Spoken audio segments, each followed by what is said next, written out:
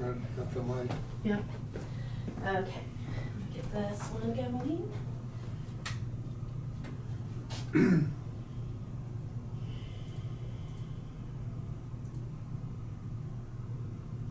This conference will now be recorded. Okay, we're good. Start with the flag salute.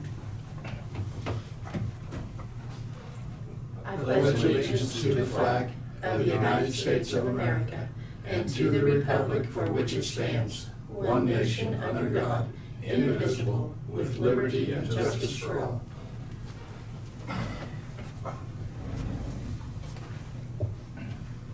Call this meeting to order at 10:30 on June 20th, 2023. We're going to have a work session on the employee handbook for Marion County employees.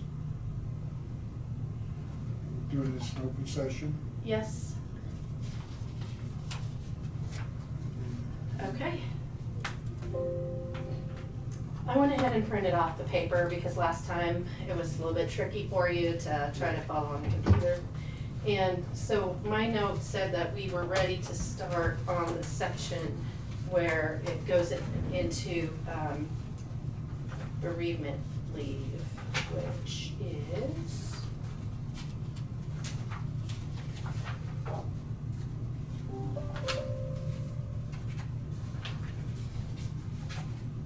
on page 13-8.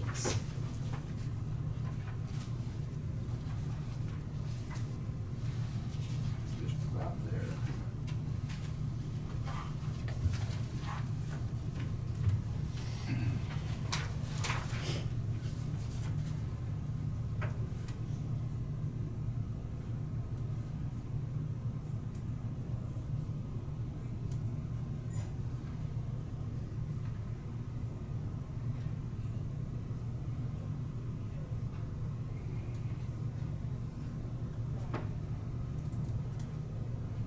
Let's see if I can get this looking a little bit better. I don't know what I just did, but let's see if that works.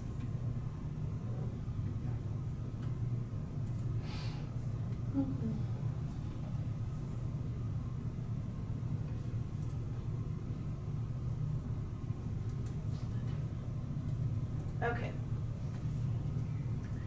So, basically, there were just some changes that were recommended for the bereavement leave because there are different departments that work different number of hours of shifts. And so this is more of a standardized based on, so it's somewhat more equal between the different types of shift workers. So if you're a 40-hour week, you get 3 days, which is 24. And 12 hour gives you 2 days. right. 48 And then- hour. Is that also 2 days? No. Basically, yeah. Oh yeah, because they're on call. And see, the way that they do their scheduling, they already have days off around those times, and so that's the,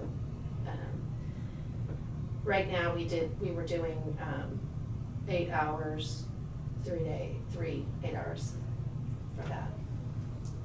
So, anyway, anybody have any objections to what is suggested there? That kind of matches what we would do with the pay and vacation, so.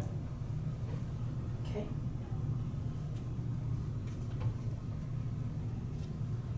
Any other comments or, okay.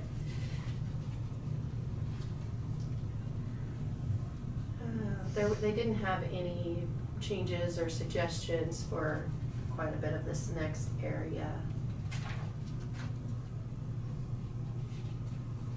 Just like a clarification in maternity leave wasn't a change.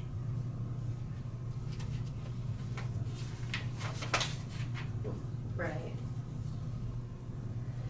12-week. Yeah, the 12-week leave entitlements. These are just some updated, it's updated wording.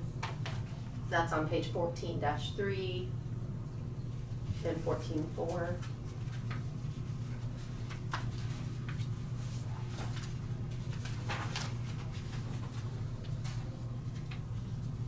I actually do have something I want to ask you about, if you back up a little bit. It's not highlighted on our copy, but if you go to page 1311,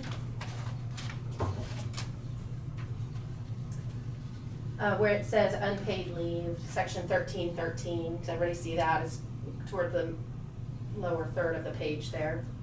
1311? Page 1311, section 1313, unpaid leave. Okay. Does everybody have that? See that? Yeah. So it's the practicality of it, because basically it says if an employee requests time off but has no paid leave available, the department head may approve unpaid leave for short absences. That is fine, but then we have this unequivocal statement here that says unpaid leave will not be allowed if the employee has paid leave available for use. There are some situations occasionally where that doesn't work very well. And so that being an unequivocal statement is a little bit, can be tricky sometimes. So say somebody has, I mean, the idea is that they're not holding their leave and then. Yeah, not using it up. Not, right. But it has come up at times where that has caused an issue at certain times. Why wouldn't you use it? 'Cause Well- you want to save it to use later. Yeah, vacation. basically, sometimes they You might as have, well get paid for it and then put it in the bank, and then the next time you leave, then you unpaid and you can use that money then. I mean, just take. Some the people money. want to just take a day off because of something. because they So need you it, don't or pay they them nothing don't. for that day? You don't get paid nothing. Right, so I think if I don't know if the It's board kind of would be interested in making gray- that a real little gray bit area. more flexible or not. But yet we're paying them insurance, we're paying everything else for an employee that day. But it's- Mhm. Yeah, So it'd be best just to strike it or reword it. well, I mean, it says will not be allowed, we could potentially say, May not be.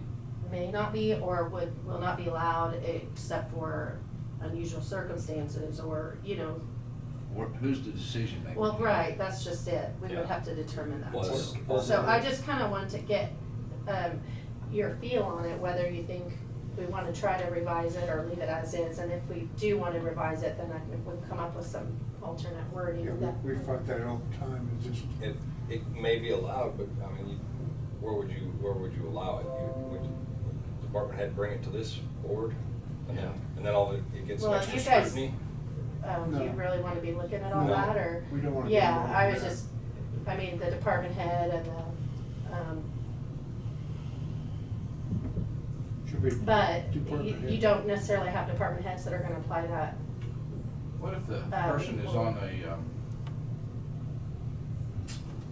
do better list, for lack of words, Yeah. and comes and requests leave off? With unpaid, when they have Unpaid. paid? when they have And paid? this usually happens, like when they need to take 2 hours off, or it's Oh. not usually like a long period of time. Okay. That would be addressed under the leave of absence section, So, which is the okay. next one. They So can it's take not like, 2 days off. or they may, right, they may need to take a day for something that came up that wasn't planned, but yet they're planning to go and Want have the full something on day. the books for some other time. No, I can see that. So it may be allowed if the unpaid leave was less than a shift. Yeah, that's what I could see too, I could see that. Just change the word will from will to may. Yeah, that's probably. And do you want a stipulation on it that it would be Yeah, it would be less than a shift. 'Cause I wouldn't think it'd be a 2 or 3 day deal. I Right. think.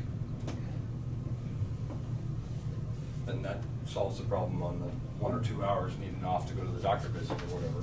Yeah.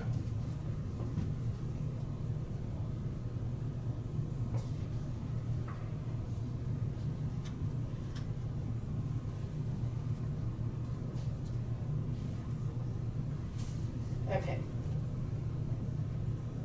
Where's their threshold? 160?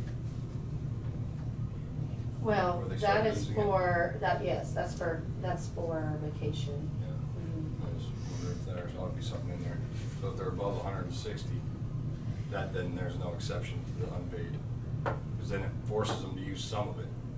Well, oh, yeah, there needs to be a minimum, like, I think we need to have a threshold, because you don't want somebody that's got 160 hours of leave plus a whole bunch of sick leave coming in and taking paid time, Yeah. unpaid time. Yeah, yeah. That shouldn't be allowed. But if they have just a few hours or something and they wanna adjust it, and really, if you wanna leave it alone, it's fine. I know that sometimes that comes up as an issue when we're working in the HR, and so I just didn't know if that's, Usually, from my experience, it's been the people who've used up all the vacation and all the time off, Mhm. they still want off. right. I mean, it's the person who has never used a vacation, they don't ever ask for it. Mhm. And this might. If we get to research. At the last meeting where we were going over these things, you had talked about changing vacation accrual to be, instead of having to wait a whole year for vacation, that it's gonna accrue as we go. Mhm. So that could solve some of this too. But you're right, it's usually the people that don't have a lot of leave. Yeah. And they're having to be more careful about how they're using it, so. I think that just that one word will add enough flexibility for the department head. Yeah, so if we just say unpaid leave may not be allowed if the employee has paid leave available. Sounds good. Okay. Okay.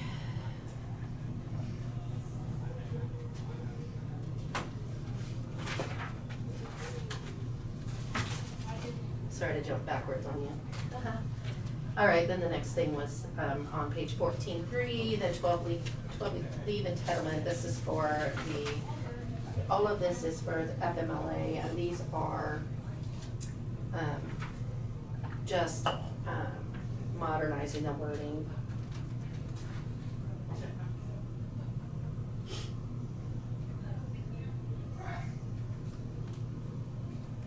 So I'll let you read through that and let me know if you have questions or concerns about any of that language.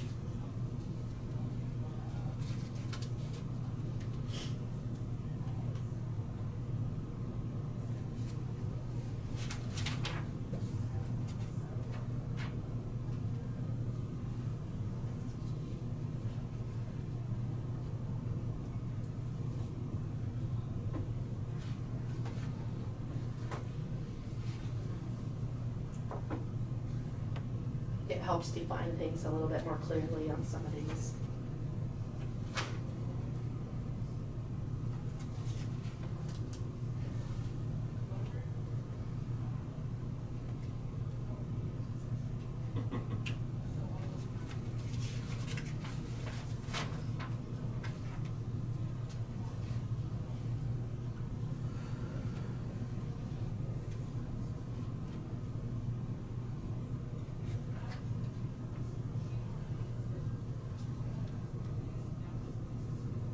And I was gonna ask, is it gonna just depend on how long we take with this, whether you want me to have get some lunch, or whether you want to just take time and go get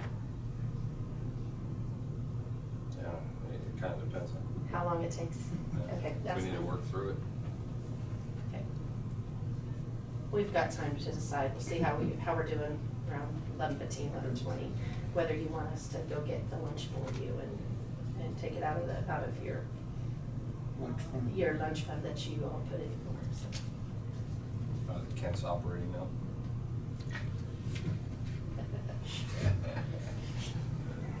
All right, any concerns or anything on those proposed changes?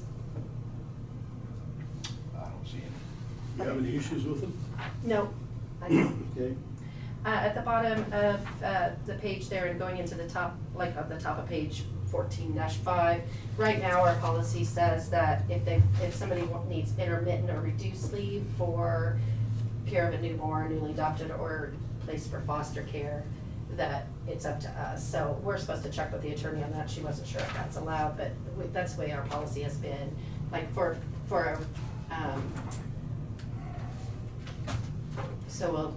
and that's not just for a block of leave, that's for intermittent time. So anyway, we will verify that with our legal counsel, so. Okay, That joint deal or spouses where the combined leave, if you have a husband and wife both working for the county, that's something I've never come across. But I see it spelled out pretty good there. mm-hmm, yeah, Cool. and we've had that in our policy, Mhm. yeah. Okay, then the next section that they had some changes to was just on page 14.6. There's a release that we have to sign to get the medical certification. So she has added language with the employee's permission at the beginning of that section on page 14.6 in section 14-1411. And then 14.12,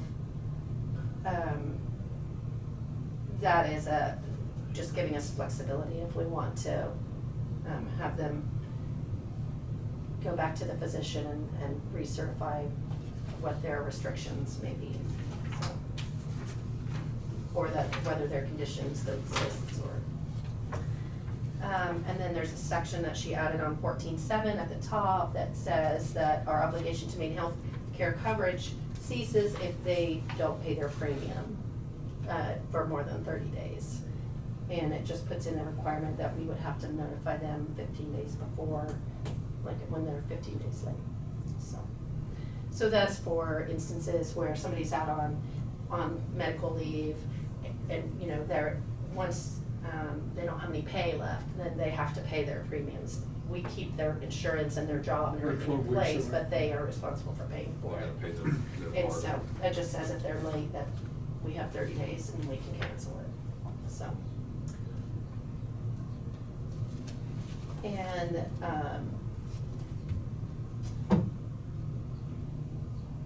just a statement about on the complaint procedure, adding the lawful information of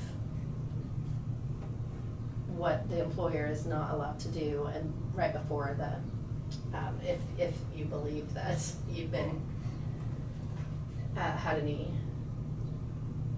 interference. So I guess it just is good to define it before we say how to take action, so. And then she's added a section on 14.16 that, that little highlight that just says that they cannot take another job while on family medical leave with the county, or we can fire them. So, any concerns with any of those?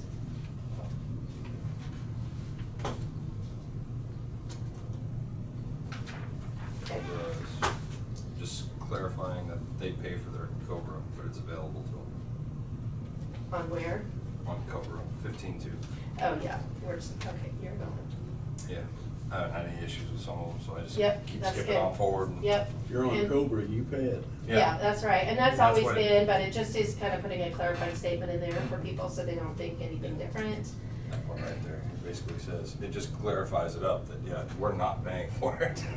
Yeah, so at the bottom of that page, there's a change, it says You're county entitled to it, clerk, but you have to pay for it. because most people don't know who the health plan administrator is, so it just defines it Yep. for them a little bit better.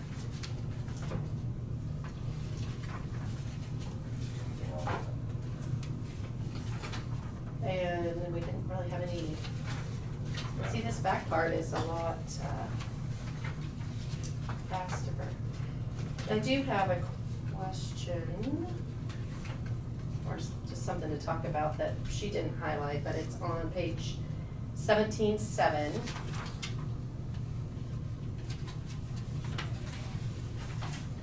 So this is our existing policy, and at toward the bottom of the page, county telephone usage, 17.5. So does everybody see that on page 17.7, section 17.5, county telephone usage? So it's been many years ago, but we haven't done this for quite a while. So we used to have to keep a sheet where we kept track of any long distance calls that we made, personal use, and we haven't done that for years. Yeah. And we would the employees would be charged. So I think that needs to be taken out. But we don't, typically employees use their cell phones now to Right. make whatever personal calls they have, so. There's no long distance on a cell phone anymore. There is- Right, Is there still long No. distance on landlines? yes. Yeah, yeah. Is there? Yeah. Shows you So- how long it's been since I used a landline. Yeah, so like most people, yeah, they just start doing their personal business and those kind of calls on their cell Should you have phone. something about excessive use of personal cell phones? That's Right here, next. right here, Bob. Okay, that's another section. So are we okay with rewording that? Yes. Let's just say that they shouldn't use the county phone system for long distance, they should use their personal devices. And just Yeah. not say that Correct. we're gonna make them reimburse the county because we don't do that. That's more bookkeeping than we would get, because it's like the long distance call probably costs 10 cents, but we're gonna spend $1 Yeah. trying to track that. Right, you can And bill it. spend $10. Yeah, okay. 17, okay. And then the next section, cellular phone / PDAs. We don't use PDAs or provide them, and I didn't even remember what that stood for. I had to look it up. So I would like to take out the reference to the PDAs. And some people do have tablets, and so maybe we revise that to be more of county-provided cell phones What is a and PDA? tablets. It is a, Electronic devices. yeah, it's like a BlackBerry. It's a personal digital assistant. Oh. I wrote it down because I kept forgetting. Yeah. For some reason, my mind went to pagers, and I was like, wow, this is way back.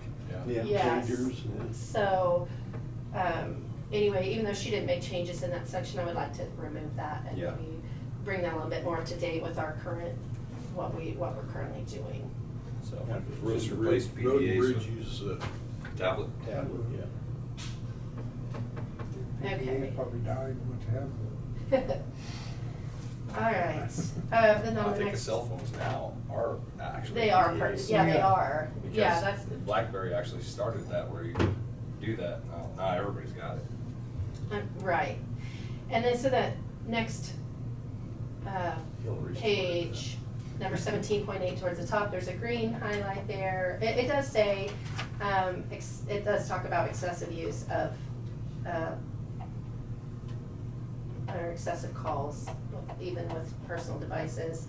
She says we should either put a limitation of use of personal cell phones for county business or a, bring your own device policy, which, this is something Lloyd's been talking about. You know, we shouldn't be using our personal cell phones for county business, because when you start mixing those and you have an issue at some point, it's very messy, and it can also cause security risks, because you're, Well, it's- everybody does everything with their cell phones, and they have all their own personal stuff on it, their personal email and all that, and then if you're using that for county business back and forth, it's So a when little Randy gets bit called for messy. trial, they gotta get his personal stuff too. Yeah, Well, so, also, if they seize records, now all of a sudden you've handed over everything that's your personal stuff too, that keeps your right to privacy, it almost feels invaded. It's gone. right, so that, we don't have a policy there, but I kinda wanted to get your feedback on, what you would want to see in the way of a, Yeah. Now, if they use their personal cell phone to make business long distance calls, that saves us money.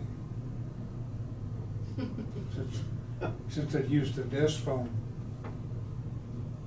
But they shouldn't be using their, like, just to make phone calls. Yeah. The times when they use it would be like if they're out at a meeting or they're traveling and they need to make calls for the county, or like what I would do, like I've always had just my personal cell phone, but I would give that number to all my election workers, and so if they needed it, they had a question, they could text me, or they could call me at any hour. Well, texting's another big thing, because more and Mhm. more people are doing that. Right, so now I have switched to, I have County. just switched to a county cell phone, so that's what But it we'll be cleans it using up. for all of that. But not everybody does that much county business when they're not around here, so.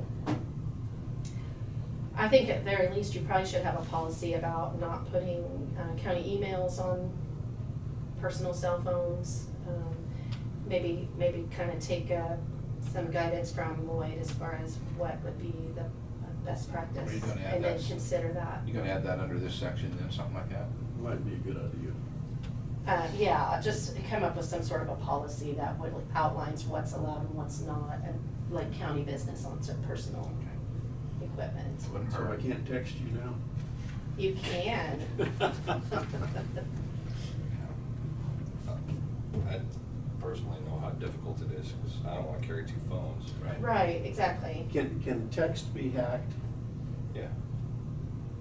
Anything electronic can be hacked. Well, I just, you always think of text as What you, not an email. You could jump into a third-party text application where, I mean, they encrypt it, like your messengers on your Facebook. And you can use that as your texting, and it can actually, Then we need to outlaw to Facebook for all county employees. Moving on. That one would be a hard one to swallow for people. No TikTok on county devices. No TikTok. Then we'd have the CCP after us. Right down there in the next section, there's not a highlight there, but where it says video or audio recording devices, do you see that? It's still on the same page. It's on page 17-8. It's right in the middle. Okay. Video or audio recording devices. And it says the use of camera or other video capable recording devices on camera phones, which that's even an outdated term, is prohibited without express prior permission of the supervisor or department head and of the persons present, and must be specifically related to county business. So on that, I guess maybe we should see what people are doing, because we do have times where we need to video record, like if we're looking at damage on a road, or if we're, Right. those kind of things. But it says for county business. Right, but it says it with, you have to have express prior permission of the supervisor or department head. So, and notify, so I don't know if that is really, You can change it to video, audio recordings to be used within the county. Not, make it to where it's not allowed to be shared with outside the county. On the company phone. Yeah. So if I go out there and I see some damage on a road, right, I'm a county employee, I video it or whatever and send it to somebody within the county, that's acceptable. Sending it out to the newspaper or to somebody else to start a riot is not acceptable. Right. And that's what's happening anytime they see something or have something out there, the grader operators are taking pictures or Yeah, video. that's part of their job. Yeah. That's what the tablets are for. is to- Right. okay, so we can work on redrafting that section to be more clear about what is allowed and what is expected with those, and, because people aren't gonna, like, get on the phone to their boss every time they need to take care of something like that and say, hey, can I take a video of this? That Just- that doesn't happen now, and it won't happen. But if we put clear in here what it's to be used for and how it's to be used and what the distribution of that is, then, I think that is helpful. Okay.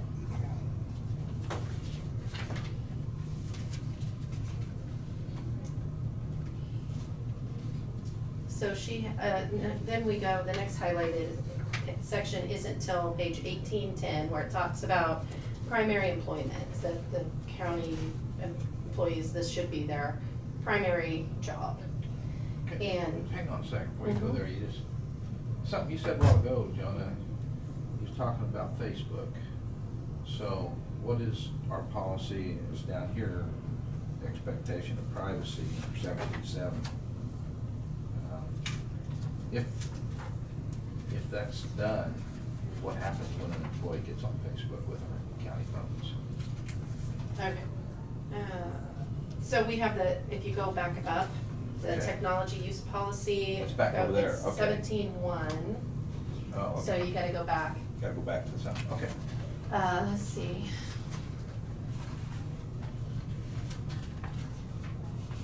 Way back. Yeah, it's on page 17.1, and it just basically says that, Fulfillment of job responsibility. right, it's supposed to be used only for fulfillment of job Okay. duties and on county equipment. So, like, Okay. the county clerk's office has a Facebook page that we update to put information out to the public, and so does Road and Bridge, Emergency Management, and several others. And so, under our policy, there are certain things that we have to do to establish can't those. ban They it. have to be linked to Okay. our website, they have to be listed as an official government Unless site, you're there's doing it- lots of things. Doing But, it for spite or something.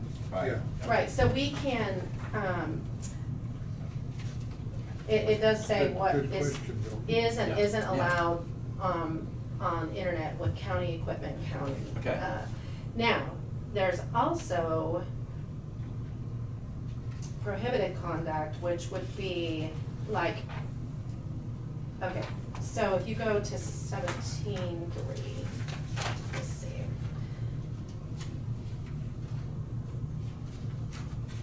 Prohibited use. Prohibited use, that one's that one's email, okay, but if you go to the next, okay, the top of the page, public representations. Oh, okay. They may not expressly, they can't basically, put something on their personal Facebook without saying this is not the opinion of the county. They're not supposed to It's- publicly disclose internal information. Right. Or, that can also be posting defamatory or derogatory information about the county Right. on their private It's in stuff. there, it's just in, you gotta go Mhm. find the right section. Good Yeah, enough. yeah. Good enough, move on. 17.4. Right. 17.4. Oh, that's on 17. And then, there's a whole nother section specific to social media on 17.4, Yep. which talks about media professionalism. Right.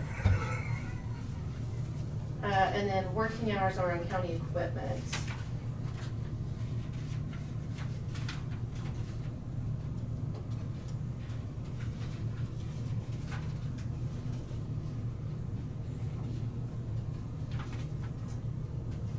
Any questions or No, changes to it's any of fine. that? Okay.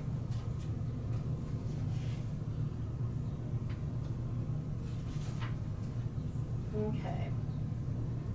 Then I don't think it's ever gonna be an issue, but if you think back, before we were videoing, there was public coming in and videoing. Can't stop them from that. They're not a county employee. I mean, I don't see it with the way we do it now being a problem, but It was before. it was then. Yeah. Yes.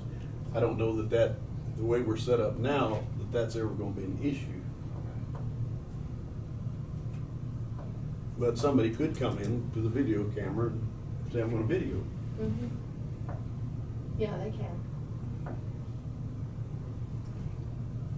They can video. Open meeting. They can video elected officials. They can't go video the staff. They're not. They're Well, not putting themselves out there like we are. I'm not sure. okay, so right now, there is something that is going around in a lot of places where people are coming in and videoing the buildings and videoing interactions with staff. And they're calling it, I think they're calling it a First Amendment,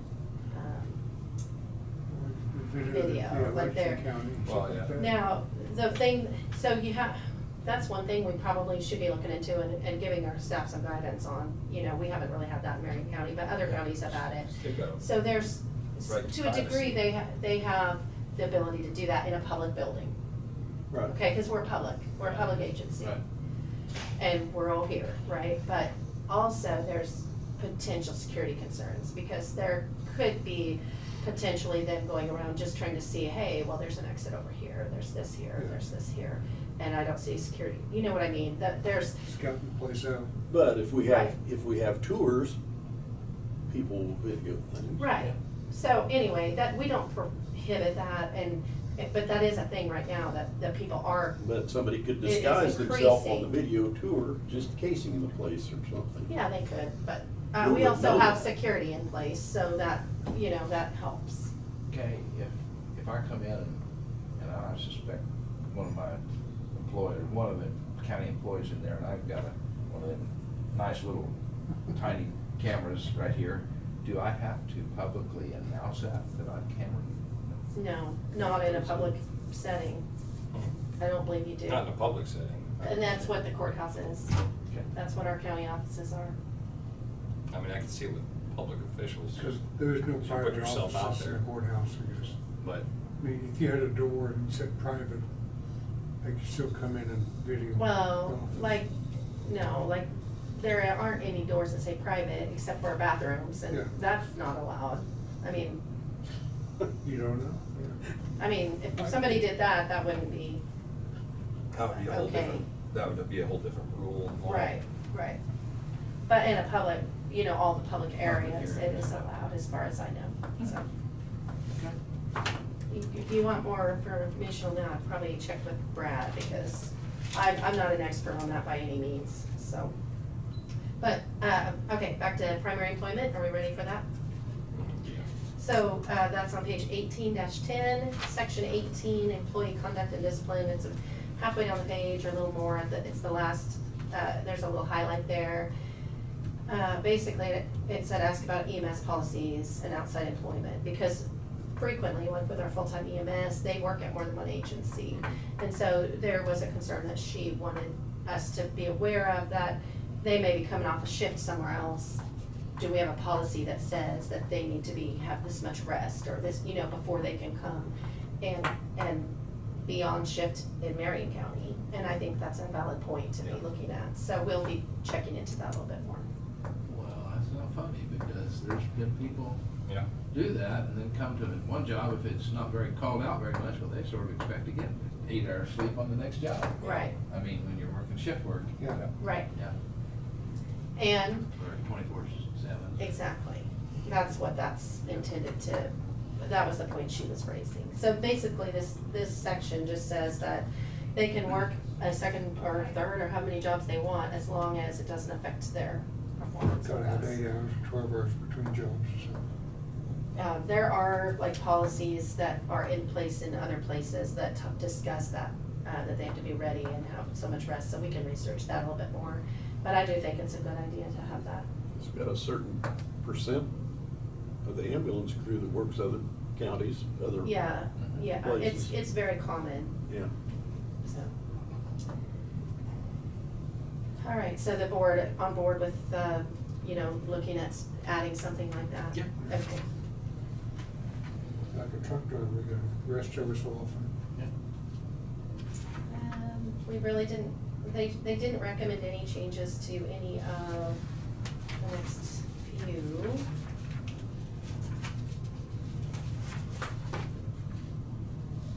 The next highlighted or proposed changes on page 18.3.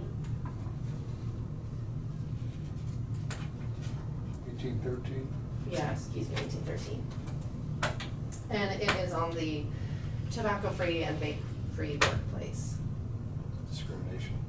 It's, If we can have transgender at the front of the book, then I'm a born smoker. It's discrimination. You weren't born as a smoker. okay, so it just addresses vaping, that they can't vape in the office, Yeah. because that hasn't been in here before, and that actually has happened. So, Yeah. I can imagine back in 1940, this courthouse was full of smoke. right. Totally. Well, and even up into the 80s and probably, Everybody yeah, had an ashtray. Yeah. yep. Okay. That was distinguished. Probably a couple bourbon right there too. What do we expect of vaping though? No vaping inside of our buildings? Well, it just is the same, it's tobacco-free workplace, Yeah. tobacco and vape-free workplace, so it's Go just the outside. same rules apply to vaping as apply to other, What about no Tobacco- cigarette to butts in tobacco that use. flower bed? Well, they can chew in the building. not Hey. according to this. They can have pouches. Patches aren't tobacco. Neither is Pouches? vape. No, they are. Neither is vaping. Okay, well, do you wanna take this out? No, I'm just I saying. mean, if it's offensive to you, we can take it out, but I think for We just employment need to policy, we smoke. don't No, need people vaping in if the I'm office. offended, then that's my problem. Okay. Well, But here's That's what the way I everybody seen. needs to understand that. If you're offended, it's your problem. Yeah. Right, Here- yeah. Here's what I seen at Peabody the other day, walking into Pop's Diner. The waitress, who happens to be one of our county employees over here, is filling in, waiting tables.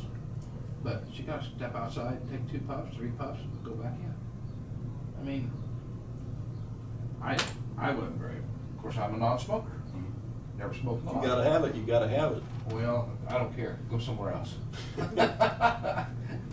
It's just one of them things that, you know, it's offensive to some people. But as long as it's not in the building, I don't Well, have a I mean, problem. it's not necessarily that it's offensive, it's also, it could cause a health risk to someone, It could. so. Yeah, that's, Second that's, hand. that's the reason why the chewing tobacco isn't part of it. That's the reason why the pouches isn't really part of it. And that's the reason why they don't call it a nicotine-free workplace. And they call it's anything that you expel. Right, so it'd be like, the whole purpose of it is it's not to prohibit someone from engaging in that legal activity. Mhm. It's just where they can do it so that it's not impacting others, so. That includes spit tunes for red men. No, as long as it hits the spittoon. You Yeah. miss, you're in trouble. That never You happened. miss, you're in That's trouble. nasty, Well, that's just not good. saying. I can remember when I was a little kid, buildings that had them. Yeah. Nobody ever hit them, but You just they were there. But it at least told you where the area was to avoid. We're getting off subject. Dating myself here. All right, so is everybody okay with Yes. this language? Okay, thank you. If I'm Sorry. offended, it's my problem. All right, thanks, Jonah. You can. All right, On the dress code, yes, we can talk about the dress code because they didn't make any proposed changes, but I think it probably needs to be looked at we anyway. got jeans in there, everybody wears jeans nowadays. Yeah, it's in here. 1813. 1813, Uh, near the county- very bottom. Yeah, where you at? Bottom. 1813, very bottom.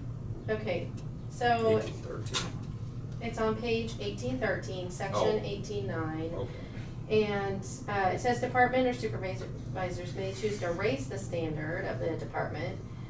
They are expected to confirm the dress code for their position. So it talks about not showing your bellies, like you should be able to lift your shirt up and it still be covered. No shorter than knee length or just above the knee. That's, I don't know if that's a little bit outdated, but. Yeah. You know, cause, facial hair too, that is also something that's a little, and tattoos, those are a little bit, it's a little bit outdated. Yeah. So, it does say that the county permits people to wear jeans and county shirts or casual attire on Fridays, provided they are not worn, torn, low riding, or generally deemed inappropriate. And then if they work in the field, they can wear jeans on other days. And So also, when you talk about military type pants, does that mean you can't wear camo? no, Like Marcy wears. Yeah, A Marcy. lot of people do anymore, I mean. Marcy wears a military type pant. right, so, Some of the sheriff. and as far as the jeans, you know, typically, I don't think that the board in the past hasn't wanted people to wear jeans all the time in the offices. Basically. just Occasionally, we will we give extra jeans days as reward sometimes. I always let my people wear jeans on payday because we work really hard up to getting ready for payday. And on election days, those kind of things. Or days we're gonna be working in the attic or working outside, and that's allowed under this policy, but if you want to change it, you know, we can. No, I was just, it's just jumped out at me. Well, it is, Faded or because torn pants. You What's buy a them. skirt? Yeah, acid washed. it's actually something that looks like a skirt, but it's shorts. It just has a little flap across the front, Oh. and I don't know that we need to specifically talk about that in there. You got shorts. Why is painter's pants mentioned? I mean, Yeah. that's like overalls, isn't it? Yeah. Yeah, so I think Well, no, Well- I wear them. I wear it with got pockets on the sides. That's considered, That's- I'm that's- thinking that's something a white. cargo. That's a cargo plane. That cargo, I'm thinking something white. white. Yeah. So if we don't really know, or it doesn't make sense, or we don't even know what it is, I think that maybe it needs to be out of the policy, because you all know, this policy isn't being followed or really The only enforced. thing I would say is pajama pants, Oh, I don't think. sweatpants, and one of those tight ones that they pull on. The leggings thing. Yeah, the tight ones that are, Spandex? yeah, it's like a spandex. The next thing after spandex. Can't remember what they're call it. Leggings. I had heard. Well, sports people for wear a while. leggings all the time with long, Yeah. shirts and stuff, But so. some of them don't wear long shirts, so. Yeah, they show a little bit too much. We're getting carried away here, but Well, I mean, really, you're not, because I wanna know what your Dirty old expectation man is, so coming that out. we can make sure that we convey that, and we don't wanna be too restrictive, but yeah, also Just want wanna- I know some people professional. get offended by people that wear those You tight leggings project a things or business something with a atmosphere short somehow, in this, Mm-hmm. shirt. I don't know how you say Yoga it. pants, or whatever they are. Maybe that's what, Maybe that's- I don't know. Well, okay. They don't hide anything. Yeah, I mean, Lycra, would they that could be, be worn would under that be something. lycra? They could be worn under Lycra, something. wouldn't I don't it? know, it's just similar to spandex. The I old don't know school why spandex. lycra and spandex seem Well, see, like the and same this thing is- to me, but maybe it's not. 13 years old too, these Yeah. boots in here. Well, and we didn't really update those back Yeah. then either, No. so it's older than that. Okay, well. But So- sports, like you said, sports, I hadn't heard that for a long Yeah, I time. didn't know what it I've been was. All right, about there so since high school. Yeah, on yeah. those, on that checklist at the bottom, it says that are unacceptable. Are we okay with accepting overalls? Is there a reason we need to exclude overalls, I should say? No, No. 'cause So I could mark that one out, Yeah. possibly, okay. I mean, the issue Painter's with, pants, I mean, we don't even know Mark why that that's out. there, Military type pants, mark that out. okay?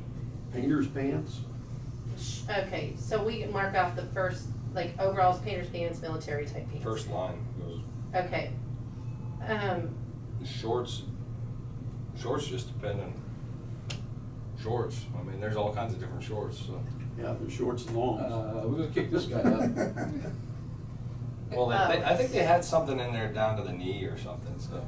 So, Skirt I length. think generally that's just- speaking, people shouldn't wear shorts in the offices, Yeah. but there are like dress outfits that are shorts. Right. But most Does people that don't. include county commissioners? And that, well, and also, the Well, air I conditioners mean, broke that the day. commissioners I'm gonna tell probably need to everybody be wear willing to shorts. follow whatever Well, rules sure. they set. Right.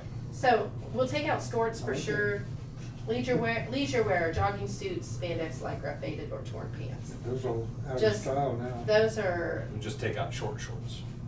Put in short shorts and not. Or what they used to call them back in the 80s? I won't even say it. Short shorts were called something else Oh. back then. okay, Daisy Dukes. Kind of. I kinda know where you're going with that. Do you wanna, what do you wanna do about shorts? I mean, they should be allowed for people that need Well, to be outside okay, maybe, or well. potentially, but, Now, our company provided pants for people that worked outside, shorts for people For that the guys read meters and stuff. read meters and things like that. So if our. I think it says there, and it is, Yep. that you add it to the line, the last line before the following clothing is unacceptable. The line before that, shall be permitted to wear jeans and t-shirts on days other than Fridays, or you can add in shorts or Yeah, we whatever. don't- Okay, yeah. With supervisor's approval. UPS drivers wear shorts. So if their and stuff. job detail is different, and that's part of their normal uniform, they can wear them. okay, so I can't think of anybody that works for the county that part of their actual uniform would be shorts. I mean, appraisers, they go out in the field and they check properties, but really, They should wear long they pants. probably should be wearing long pants, I've been right? wearing pants because there's dang chiggers out there. Yeah. Same way with road and bridge. So, But how about somebody sitting in the grader all day? Still gotta get you out. know, You scuff your knee on a rock. I mean, you're. Now I gotta pay for your a lead medical bill. foreman, he loves his shorts just like Dave. Yeah.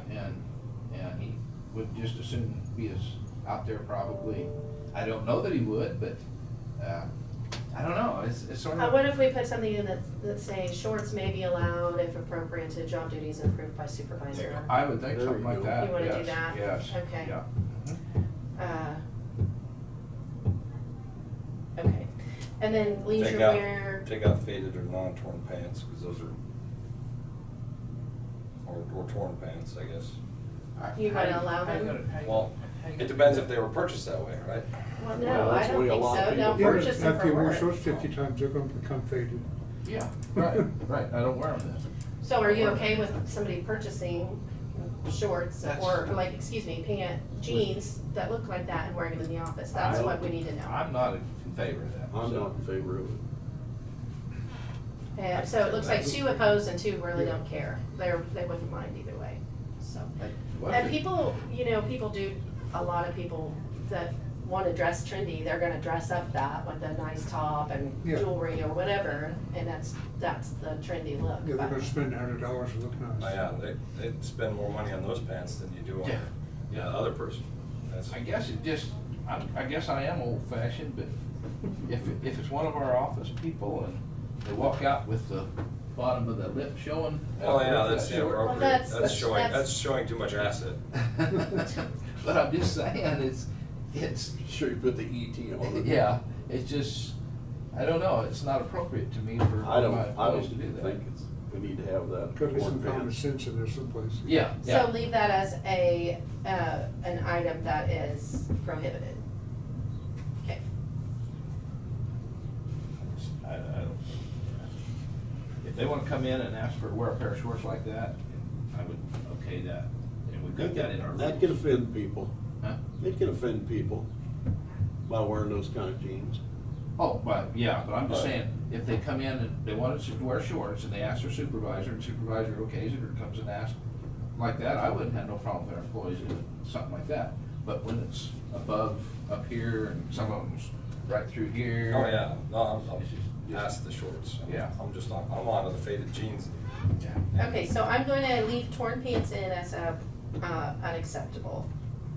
Yeah. Like I Take said, that section that says leisure wear, jogging suits, spandex, lycra, I'm gonna put, just kind of update that, because Form. nobody has, Form-fitting, because that's what they all are. somebody said sweatpants. Yeah, sweatpants are not form-fitting. So I will put that in, And pajama pants. okay.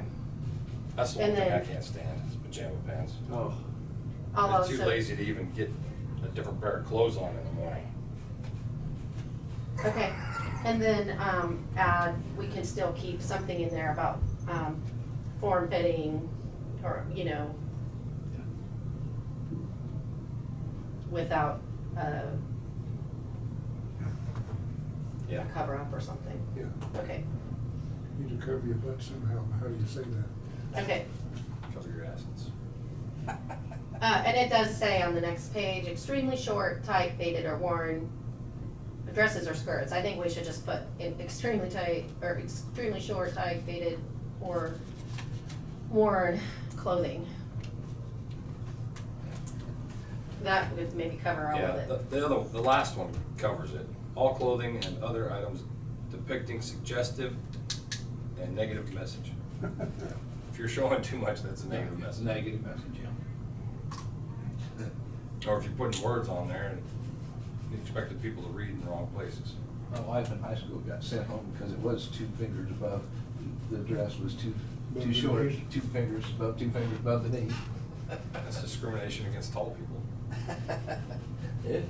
So, okay, we'll tweak this, bring it back for a review and make sure it's what, you think is appropriate. Also, I just wanted to mention on all of the employee manual before we finalize it, I want to also get the department heads feedback on Yeah. what's needed in their departments Yeah, and that'd be cool. so That'd we be have cool. all that before we Mhm. finalize it. Because we may not be thinking the same way some of them are out there. The next section is uniforms, and so, specific departments require uniforms which are furnished, and it's not highlighted, or paid for by the county, must be worn, Let's not be worn. must not be worn as ordinary clothing while you're off duty. So you shouldn't be like getting off work and wearing your, like, or on a Saturday, you know, when you don't work, wearing your county Yep. uniform to go to Dillon's or to go to sit in the pub, right? Yep, Right. that's what it's for. They must be returned. So failure to abide for, let's see, The exemption, on the case-by-case exemption. Requests shall be directed in writing. I don't know that we need that because If it- that's never happened. I mean, if anybody was to ask, wouldn't it be good enough to be in the minutes? if they were gonna ask, and then be like, yeah, why do we have have a formal writing process back and forth. I think the only time that that might be,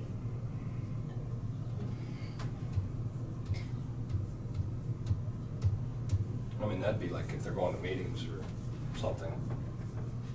You know, where I you think want them that to the only represent. time you might need an exemption from a uniform requirement would be if somebody has some sort of problem that would make it to where they want as, they are not able to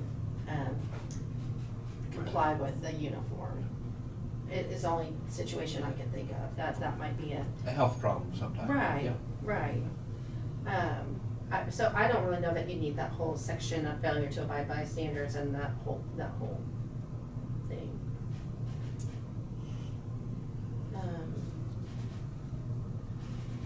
Cause to me, that would come under, instead of under the uniform section, it might come under a ADA or some other kind of a reasonable requirement for something. But Yeah. should I make that statement a little more general and less specific as far as, or take it out? What would you like? Strike the whole thing.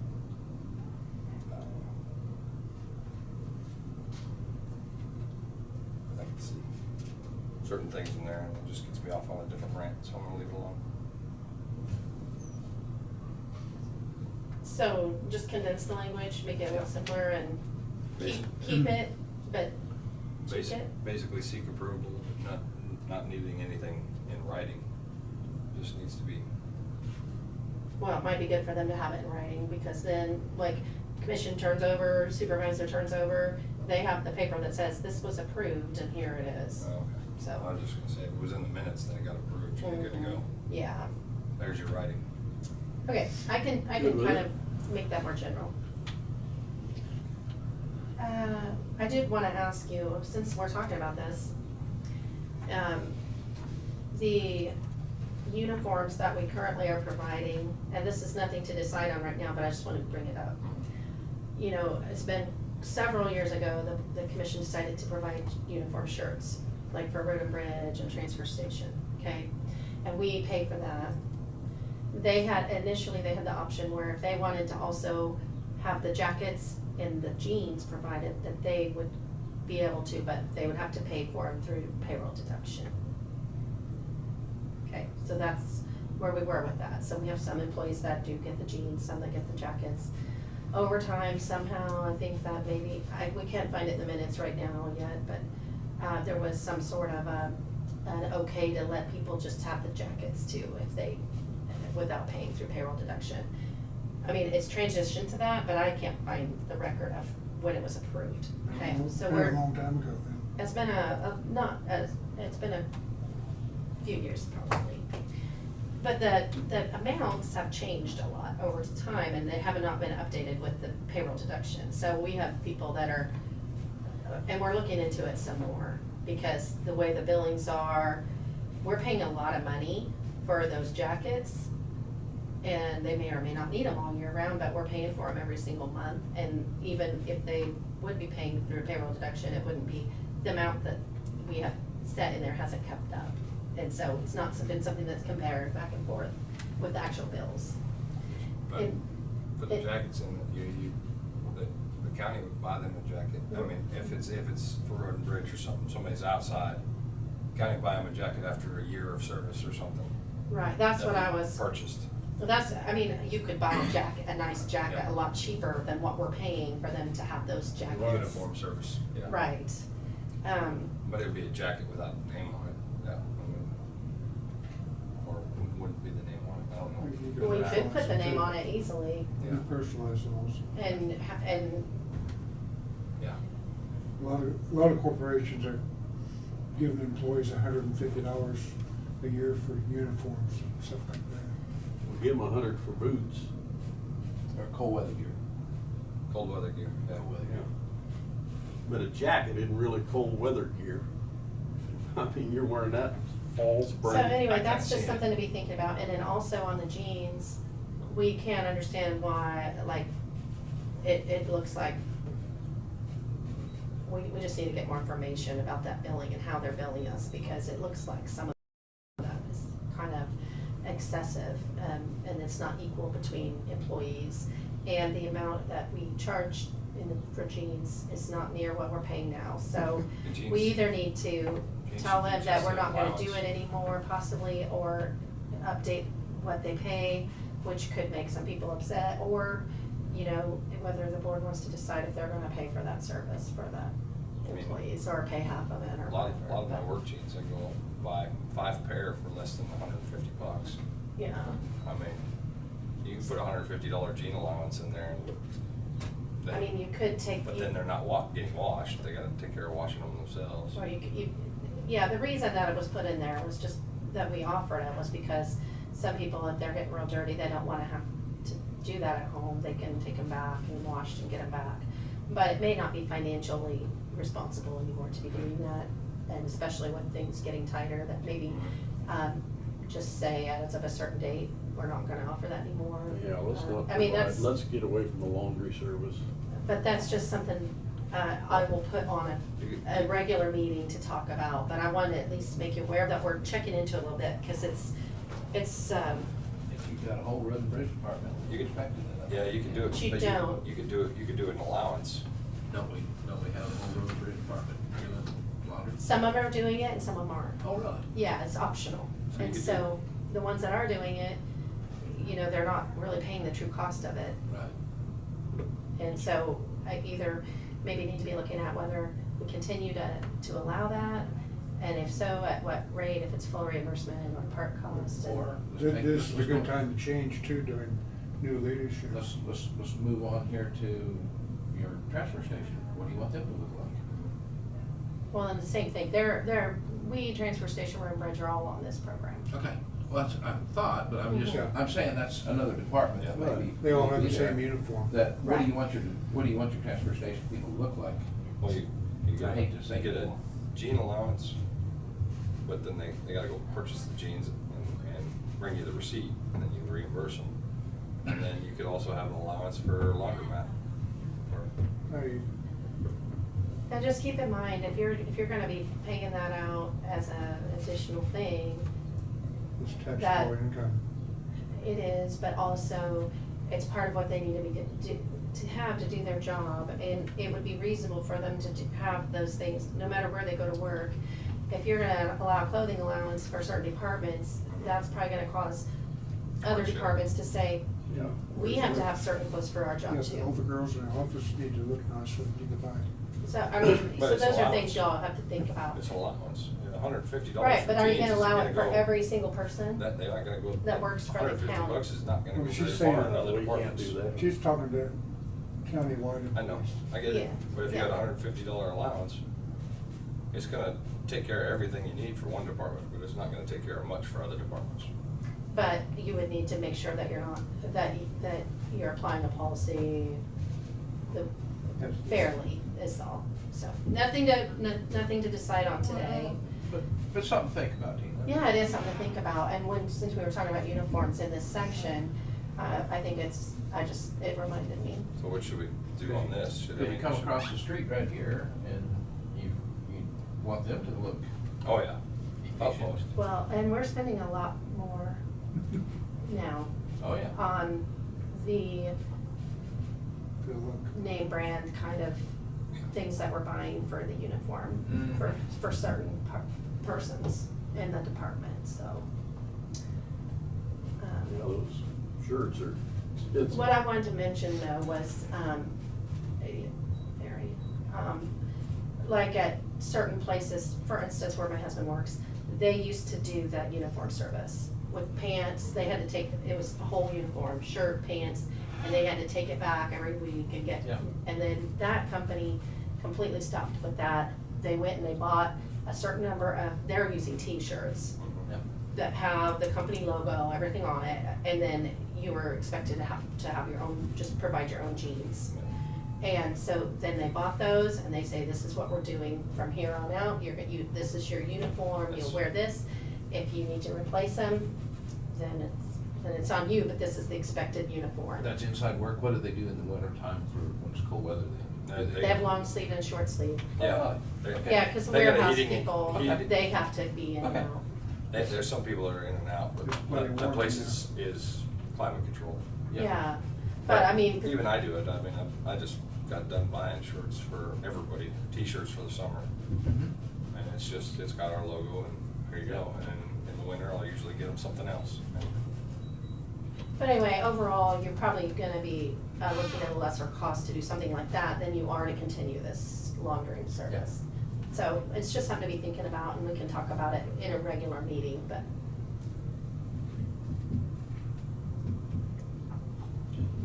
Wendy's is doing that too. I think they provide. My daughter got a job at Wendy's, so. Nice. In Salem, she works in Salem too. But anyway, failure to abide by standards for, may result in disciplinary action, I think we put there, and I'll condense that, if they need request an exception or something, and then we can move along. Okay. Okay. The next thing that they had, okay, so 11:40, do you think that you wanna try to finish up my news? How You many can go more- get something? How many more of these you got that aren't highlighted? No, there's not very many. The rest, it's really short The from rest is here all on. highlighted, I think we're good. Okay, everybody else think that, Keep right on going. okay. Matter Code of to me. conduct, we just have two separate ones that we need to merge together. So Okay. we have one existing, we adopted another more specified one because of some federal funding that we got. We just need to merge and make it make sense and meet all the requirements of both.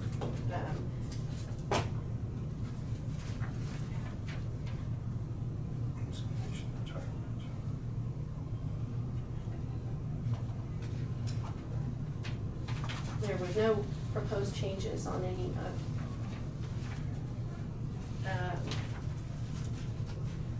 conduct about discipline, termination, any of that, so demotion, suspension, termination, they didn't have any recommended changes.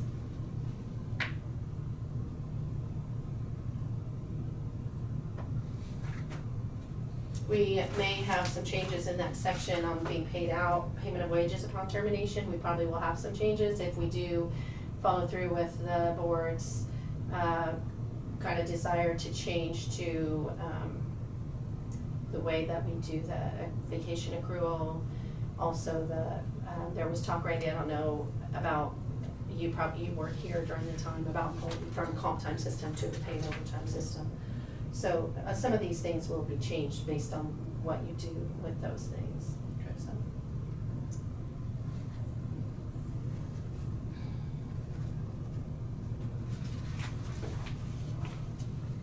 And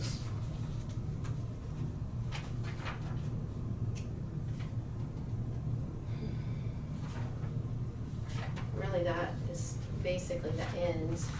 There's quite a few highlights and markouts in that last code of conduct, and that's just one of those things we need to clarify, which pertains to what pertains to which people, and also combining.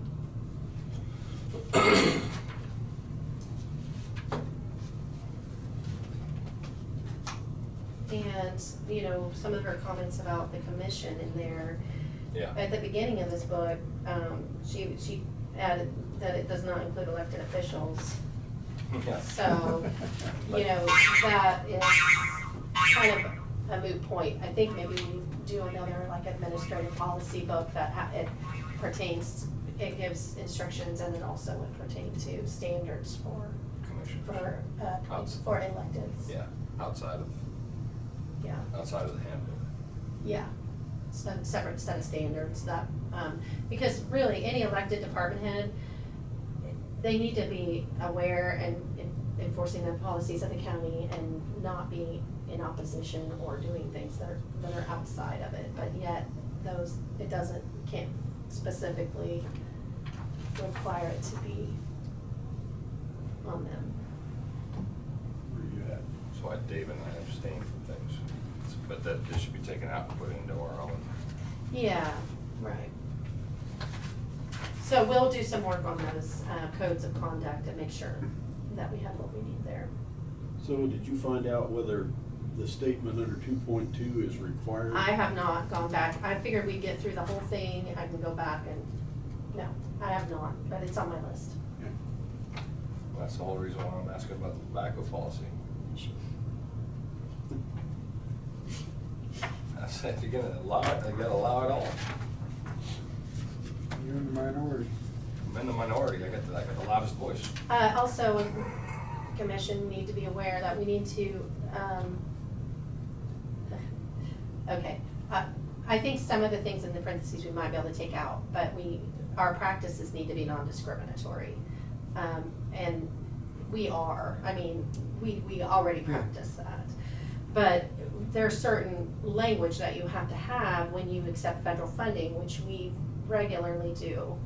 And we also have to provide civil rights training for our departments and all employees. And so right now I'm looking into different options for that civil rights training.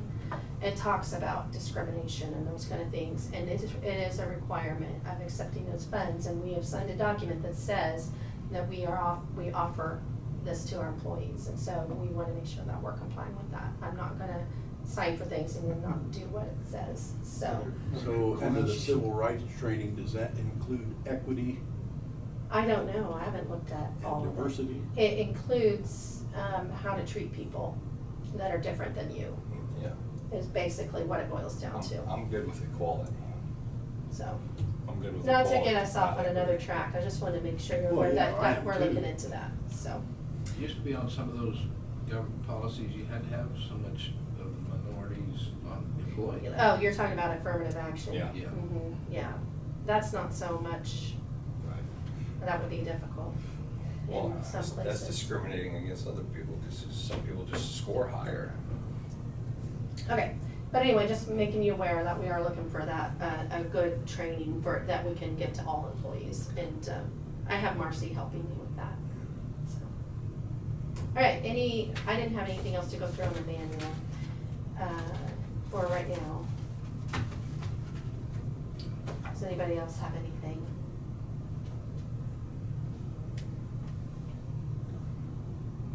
Make a motion to adjourn. Okay, We adjourn or we recess? well, we can adjourn the work session and then do the regular meeting.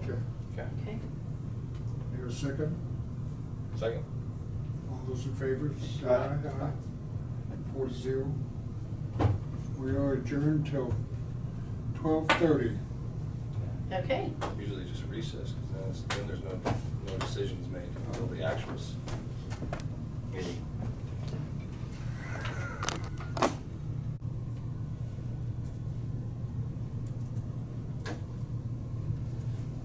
This conference will now be recorded. I don't have a good camera, sorry. Let's see the ceiling. Go ahead, sorry. Closed meeting to order to June 30th. We did the flags a little earlier this morning to our work session, so we just go straight into public forum. Anybody would like to speak?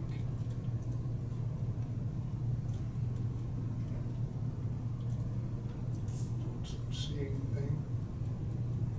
Nobody has it. No. Nobody has their mic open. Nope. So, is there any additions or correction to the agenda? County counselor won't be here, so,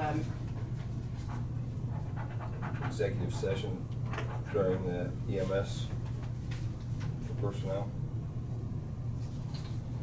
Okay.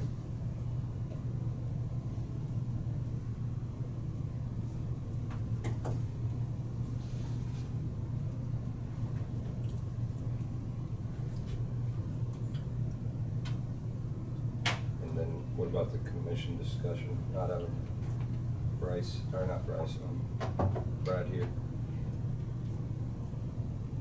You see him? The resolutions. I mean, we can still talk about it, I guess. also, I don't think Bryce will be here. He told Judy he wasn't gonna be here, but he would have a report, but I don't think I have a report, so. So he may not be here. I've slept since then. That was on Friday, I think. Question mark, yeah. The question mark there, so 2:30 is crossed out. I move to approve the agenda as presented. Okay. All those in favor? Aye. 4-0.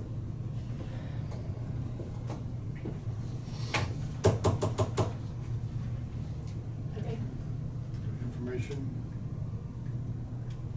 what? anything? Administrative. Administrative. Sure. Always. If I move closer. So Marcy asked if she could come in and discuss a grant application with you, and so you do have that in your packet.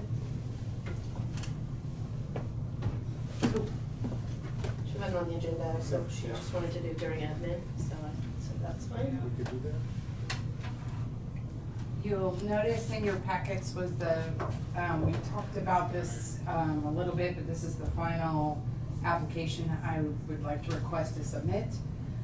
It is the governor's grant that we would like to submit for radios to get that encryption up to standards. We had discussed that during my budget. One of the things I wanted to point out to you, the radio changed, and the reason why is between when I presented my budget and between when we were getting ready for the final submittal, we have heard rumors that Motorola is going to phase out their 1000 series radios, and that's what we were gonna ask for.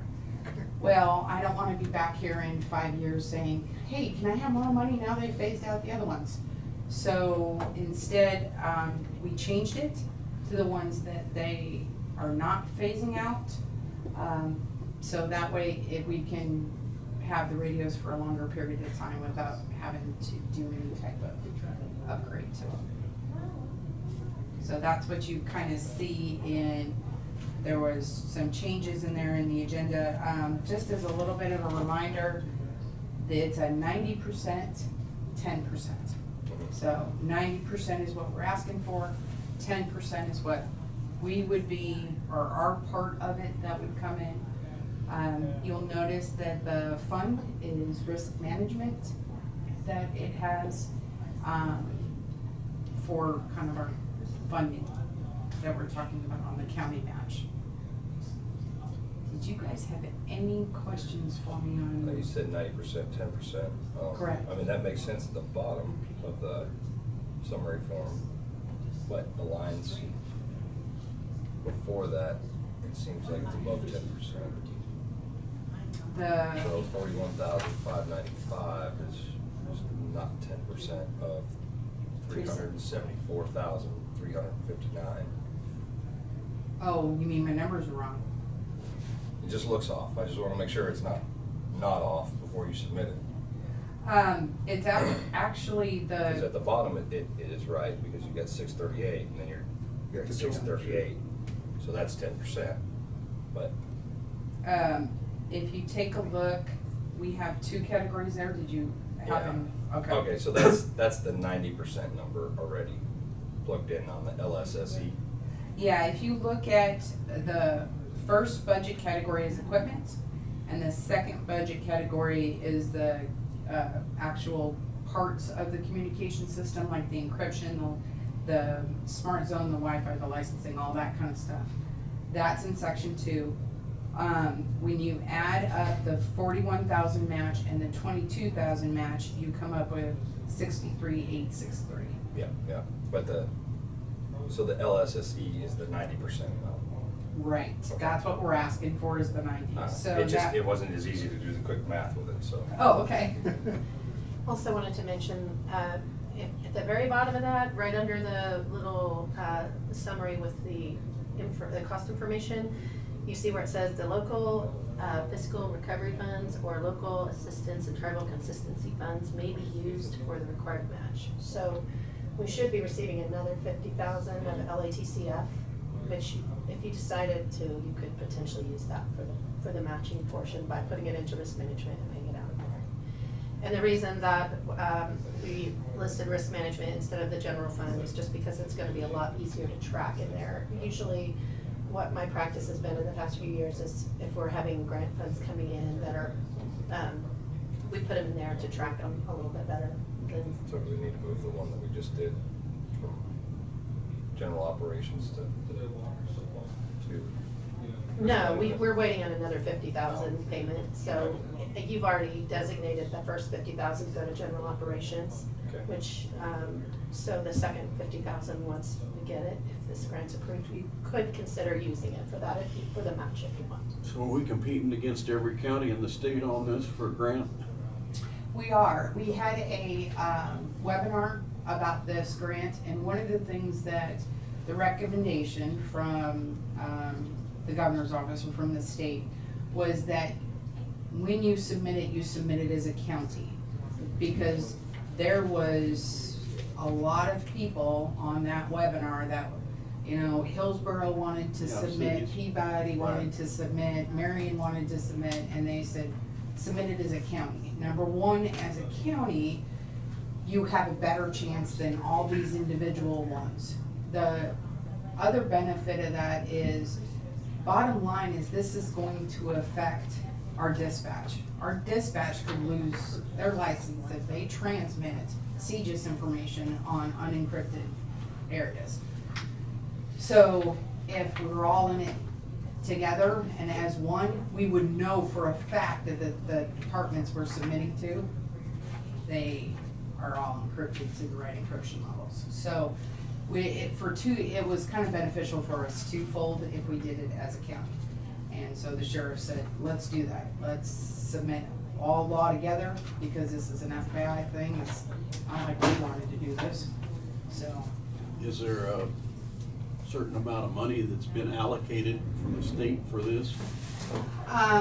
That amount has changed. It was a smaller amount, they keep raising it, and there's been some changes. I'm just looking at worst case scenario, we don't get the grant. Yeah. And if You're we don't probably get the looking at grant, we're gonna have to. Lease purchase. Well, they don't do that, but, we're gonna have to just do it piecemeal as much as possible. We don't, you know, it's just something that,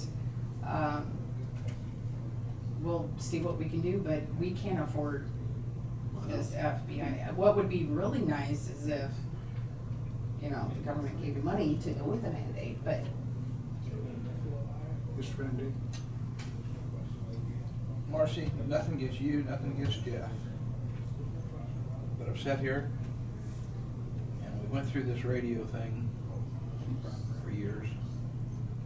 And it's got us, we got a lot of promises and we didn't get what we was promised. A lot of trouble right over here at the dispatch. Had to upgrade the board, you had to upgrade everything to make it match, make it work. Who led you through this and says that all this will work? We actually went through several sources. We worked with the 911 Coordinating Commission. We worked with what we call ESF2, which is the Communications Division at the state, they do like towers. They do the only tower and Okay. the towers that we do. That is the state highway tower out here, what she's talking about. KDOT. So we talked with Jason at the state, we talked with Michelle at the Coordinating Commission. You'll notice the grant committee, we made sure that locally we had all the entities on it so they all could be talking together so nobody's like surprised at anything. Yes, we have been speaking with Motorola. The other thing that we did that may have been a little bit different, we actually contacted other counties to see what they're doing, to get their ideas, their suggestions, you know, what are you doing for LSSE? What are you doing for this? What are you doing for those types of things? Just to see one kind of direction to go. That's actually where we heard about the rumor about Motorola and the 1,000 radios. Was we heard that from counties. We did not hear that from Motorola. I don't know if they're not sharing that information yet, but that's where we actually heard from the other counties that we talked to, is the rumor about the 1000s being discontinued. Okay, the next thing that this commission needs to think about is we caught so much guff from all the fire departments, all of the police departments, that you didn't include us, you didn't include us, you know, you didn't do nothing for us. Then we ended up paying for quite a bit of it. And I hope you understand that I don't want you here 6 years from now, I don't want you here 5 years from now. Even right now is too soon to be in here, as far as I'm concerned, for all of this. But even though there's new rules coming down from up, or the supposedly KVI or whatever. So I'm just warning everybody to keep your eyes open, keep your ears open, and Kent's on the right track here. If that all falls through, where does it go to then? Who pays the bills? So maybe not 91 radios get purchased then. Maybe the cities need to be more than just through their police departments, talk through the sheriff. I mean, we need to speak to our cities to know that too, so that they know what's going on and not behind the 8 balls here. Well, if we don't get the grant, I mean, everybody's gonna have to pitch in. Well, Yeah, but the cities will be on their own too. yeah, That and you've got is elections correct. coming up for cities, so could be some new people in charge down here in some of our cities. I think Peabody's gonna have a change. And so I'm just saying that be aware of what we're doing here. And yeah, it's nice to be out in the front. I'm not gonna say it's not. But I think the question was asked 2 weeks ago was, where's everybody hearing about this at? Nobody else is talking about it. So nobody else in the budget session through Scott Lloyd, that he goes through counties and things. So, and they're all gonna be involved. And I'm just being cautious because I've been burned before. And that's why I'm just saying we need to be cautious. I don't want the same hostility, feelings, whatever you may want to call it, between all of us again. And this can lead to it, I can guarantee that, because it already 91 has. only included 2 radios for fire chiefs. Correct. And that actually came from the fire chiefs. Yeah. The sheriff spoke with the Fire Chiefs Association when he heard about all this, and actually talked to them. Because Marion County has switched to what we call event channels instead of individual channels. So like when we have a big fire, we're not on law, we're not on fire, we're on an event channel. And that's just an easy programming fix that we did. So, because of that, for some of the really large stuff where you've got fire, EMS, other counties, everybody else, we can be on those event channels. And the reason why the fire chiefs said we only want 2 that are programmed this way is because they said we really don't need CGIS information. We don't need a driver's license. We don't need a license plate number. But the reason why they did is because they might be in an EOC where that information is heard. And so we have to make sure that they're on a radio that has encrypted. Because of the EOC operations or the incident command operations, and that's why it was decided the chief and the assistant chief, because those were the 2 people that would be in incident command. So that decision was made with fire chiefs. I mean, that's not I cannot, Right. yeah, I would not make that decision, Right. neither would the sheriff. Can Yeah. I say something? So what Marcy is asking for is just for approval to submit the grant application. That is not approval to purchase the radios or to move forward with any kind of a project. So that would have to come back later if we are awarded the grant. But to apply for the grant, our policy is they're supposed to come and have commission approval to I'll make a submit the motion to application. allow the grant application for the Kansas Governor Grant Program. Motion and second by Ken. All those in favor? Aye. 4-0. Good luck, Marcy. Hey, thank you. Hope you first one in with the grant. hoping that'll make a difference. Thank you all very much. Yep. I'm gonna have you go ahead and sign as the vice chair as the authorizing. Oh, here's the second one. This Jeff already signed.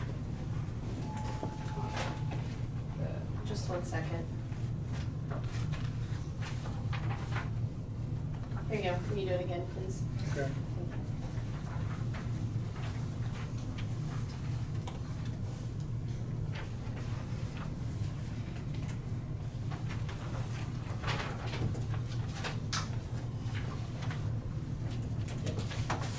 Okay, we've got the Marion County Conservation District budget presentation. Morning, afternoon, I should say. Here, I know you probably already have some of this, but we'll give you another shot of it. There's little extras that were not in the, that I didn't send to them. Do you want to introduce? Yes, and our board members that we have here today, we have Bruce Schrader, Brandon Enns, Greg Bowers, and we have Lisa Suderman with the REPS. She's our REPS coordinator, and she's also our district clerk. So, we are not asking for any more money than we did last year. We are staying with a level budget. Even with inflation, we felt like we was doing good to do that, so. You can see we were putting, obviously we're putting a lot of money back into the county as far as like contractors, state cost share, federal money that's going out into conservation efforts. And so that's kind of where we're at. Don't know what else to say. We're still doing the same thing, and Yeah. we're supporting the local agricultural industry. Any questions from the commission? How many different local farmers did you help last year? I think their state cost share, we had 10 or 15 contracts somewhere in that vicinity. I did not count them up exactly. RAPS was over 100. Perhaps it was over NRCS, I would say we're probably sitting at about 85. customers? Okay, cool. Cool. We did not get as much through the state cost share to help, to be able to help the farmers and ranchers, but we are there to assist NRCS with their endeavors. Okay. And this is to do a lot of ground water retention and stuff, or diversion? Conservation efforts, Conservation, period. trying to, water quality issues, Okay. we address, Okay. trying to get guys to put cropland back in the grass. Yeah.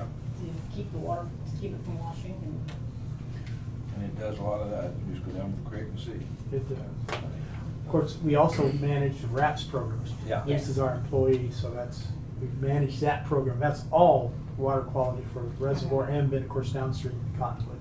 Is that your reps, is that just Marion County, or you extend further than Marion We County? have a little bit that goes up into Morris County up on Clear Creek, north of Mike Beneke's Okay. place. And Okay. we also have got a portion that, I don't know if any of you guys know Louis Unruh and his son, down south into Harvey County there. Okay. Other than that, it's 90% is Marion County. Because RAPS used to go clear to Emporia and. There's other RAPS There's programs. other RAPS programs. Yeah, they have John Redmond, which comes up into Chase County. They actually work within a half mile of the creeks that feed the Cottonwood, Okay. farther downstream. Okay.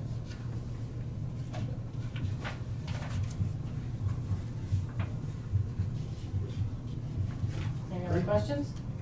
You still get adequate funding for most of the wraps that you turn in? We actually this is year one. I'm just completing year one of the new 3-year grant. We actually overspent on the Cottonwood by approximately $10,000 on there, which is, it's not a problem. We can get more funding. We're using the funding. The largest program right now, obviously with the drought, is we are able to put water supply onto cropland, which is a lot different from how it used to be. It used to be for livestock supply. This is to facilitate the grazing of cover crops to go along with soil health, because it keeps the soil in place by doing that. So you have to show that you're doing cover crops, but we'll supply water, or we'll put an asset on that ground by putting water on there so that so they'll be able to graze them. That's been big, especially with the drought.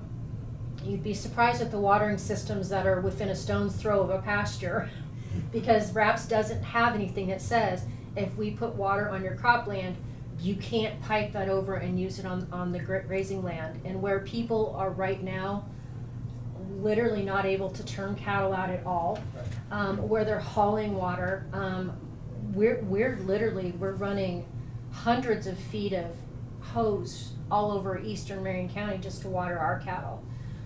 That's been a big deal. So being able to use the funds has not been a problem at all. We have people that we did 2,200 acres of cover crops just last year at $20 an acre. Explain to me what you're talking about. You get water to them. You mean irrigating? No, not irrigation water. Just the well. We are using Just the either well. rural water hookups, which rural water hookups, that's great if people want to do it. It's reliable, but we do have a water district that is currently here in the county that's kind of saying we don't want to do livestock anymore. That would be huge. So we're kind of working with them to say, hey, but would you consider, like, this is a time of need, or drilling a well and using the water that way? And it's simply to use a tank, usually a solar pump with a tank, that are people to do. Although with the RAPS program, and considering it's on cropland, most guys are going towards a hydrant where they can put a float and a portable tank on there so they can still farm around it and get their crops in. But then when they need it, they're able to hook up to water and run it that way. Cool. I think Lori was at the sale I was at this weekend, and I think I heard two different people tell me that one was Chase County, Brad Morgan. He was running 3 trucks a day now to haul water. We're hauling water. You're hauling water too, huh? Yeah. Yeah. And, I mean, a lot of people are hauling water, and there is a program through the FSA office that is compensating, but it's not compensating right now. The government is a long process, as most of you know. It doesn't happen instantaneously. Once they turn in their signed applications, 30 to 45 days before they get accepted or approved. The other thing too is that I'm sure some of you have noticed, it hasn't been very windy this spring at all. So we have got windmills that are perfectly good that aren't pumping water because there isn't wind. Unfortunately, wind is not considered a resource concern through the federal government. If you don't have wind, you don't get payments for that, but it's hard. So the solar pumps going. Yeah. They said even on the cloudy days, they may pump a little bit. Oh, they pump. Yeah, usually the 20. Usually straight out of the box. That surprised me. The second those panels went up, the pump, I just went, whoa. Yeah, the panel will produce about 28 to 30 volts on a 24-volt system. And on a cloudy day, it's like 23.3. Oh. So it's still right there. It's just Right. you're not getting any extra to charge your backup battery through the night. That was discussed too, a couple of farmers, the value of those new pumps, solar pumps. And that is something like state cost share. I don't know if you've explained the matching funds thing through the state that allows us, that is one of the programs that Lori does do Yes, we do. is solar pumps that go out there. So transitioning into that from just a regular well. Solar panels have come a long way. Yeah. And I also put in there the copy of the newest newsletter. You'll probably see some repeat information on there about spraying weeds and that kind of stuff in there. And then I attached also a copy of what was left, some of the booklets left from our annual meeting back in February. Spraying, that's another one. Oh, yeah, spraying. That's in the newsletter, that's part of it. Okay, is it? Okay. That's in the newsletter. I'll read that because, That discussion's came up a few times. yes. I just kind of hit the big ones like the Johnson grass and that's this one, the Ceretia Yeah. newsletter. Okay, good. Always seems to be worth repeating this time of year. Yes, yes. Been a topic, a subject. Mhm. Anything else? You have any other questions for us? Appreciate you coming in and all you guys' hard work all year round. And you're getting somebody Work to be done. young down there on the end. down Yes, there. we are. Yes. Yes, we are. Brand new board member. Okay, cool. We're liking that. Congratulations. Thank you. Let somebody else take off someday, huh? Yeah. And thank you for you guys that have been around for a while. Yes, yes. And you also. Okay. if you have nothing else for us, we'll get out of here. Thank you. Thank you. Appreciate it. Thank you. Thank you. Have a good rest of your afternoon. Yes. Go. I guess the next item of business is, Can we go back to administrative? yes, Thank you, yeah, because I wasn't expecting that like, the whole time. okay, Okay, Inspector Marcy. so we have the minutes of June 12th. Move to approve. Second, Yep. move to second. All those in favor? Aye. 0. Okay. I'll have you go ahead and sign and then just put, I'll just have to fix the name underneath, just, or you can print your name underneath. The sign. Mhm.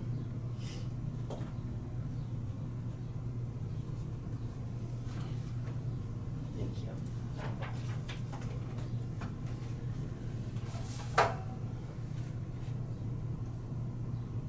I do have a couple of salary changes.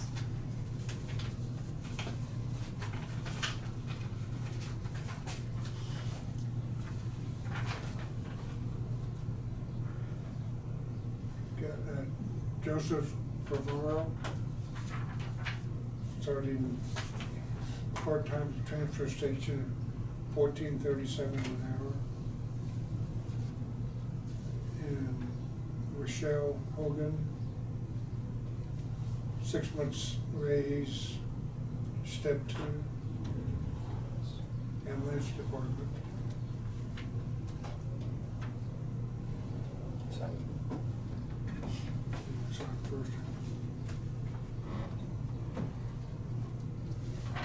It'll come back to you, so I guess it won't matter. Yeah.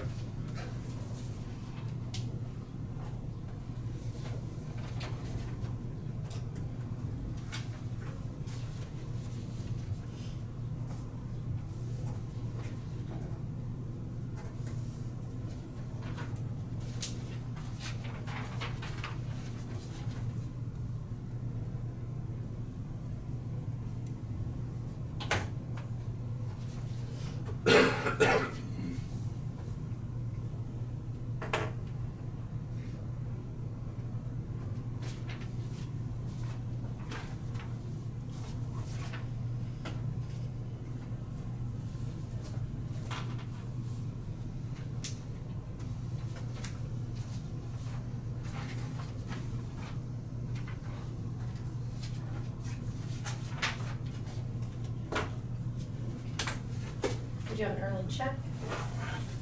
The information was in your packet.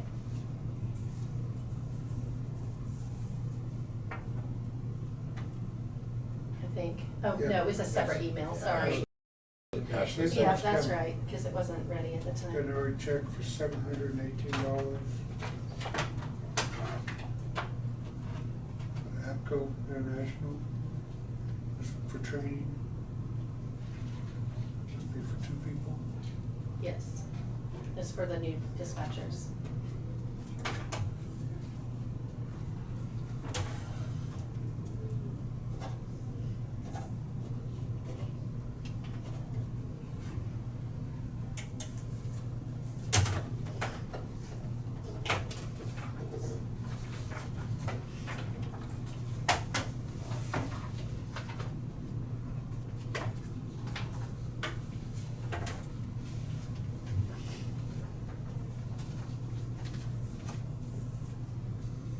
Thank you.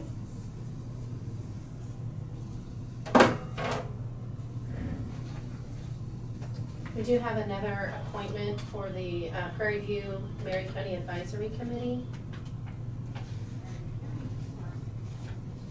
You know, that one, Yeah. huh? They have a woman only meeting. Christina Bordeaux from Goslar, Kansas.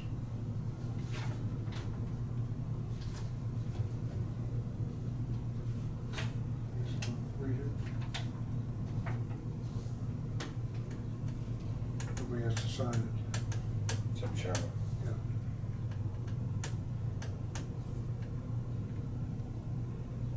many people they're gonna appoint to that advisory? She mentioned that they have to change their makeup of that committee and Yeah. have a certain percent that are, Outside, so, non-professional? I'm not sure how many.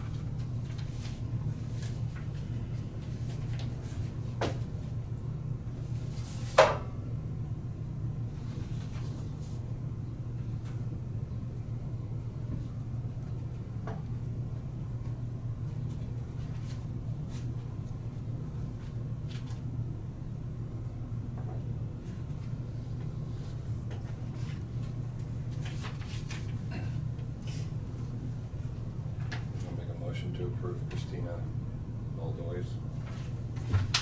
Second. All those in favor? Say aye. Aye. Aye. 4-0.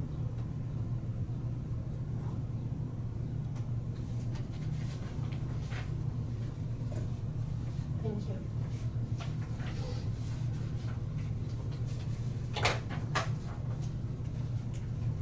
And then that's all the regular administrative business. I do have, those other things go onto that discussion topic on the agenda, so that's all the admin that I have. Okay, next in the packet was a request for bid for the health office.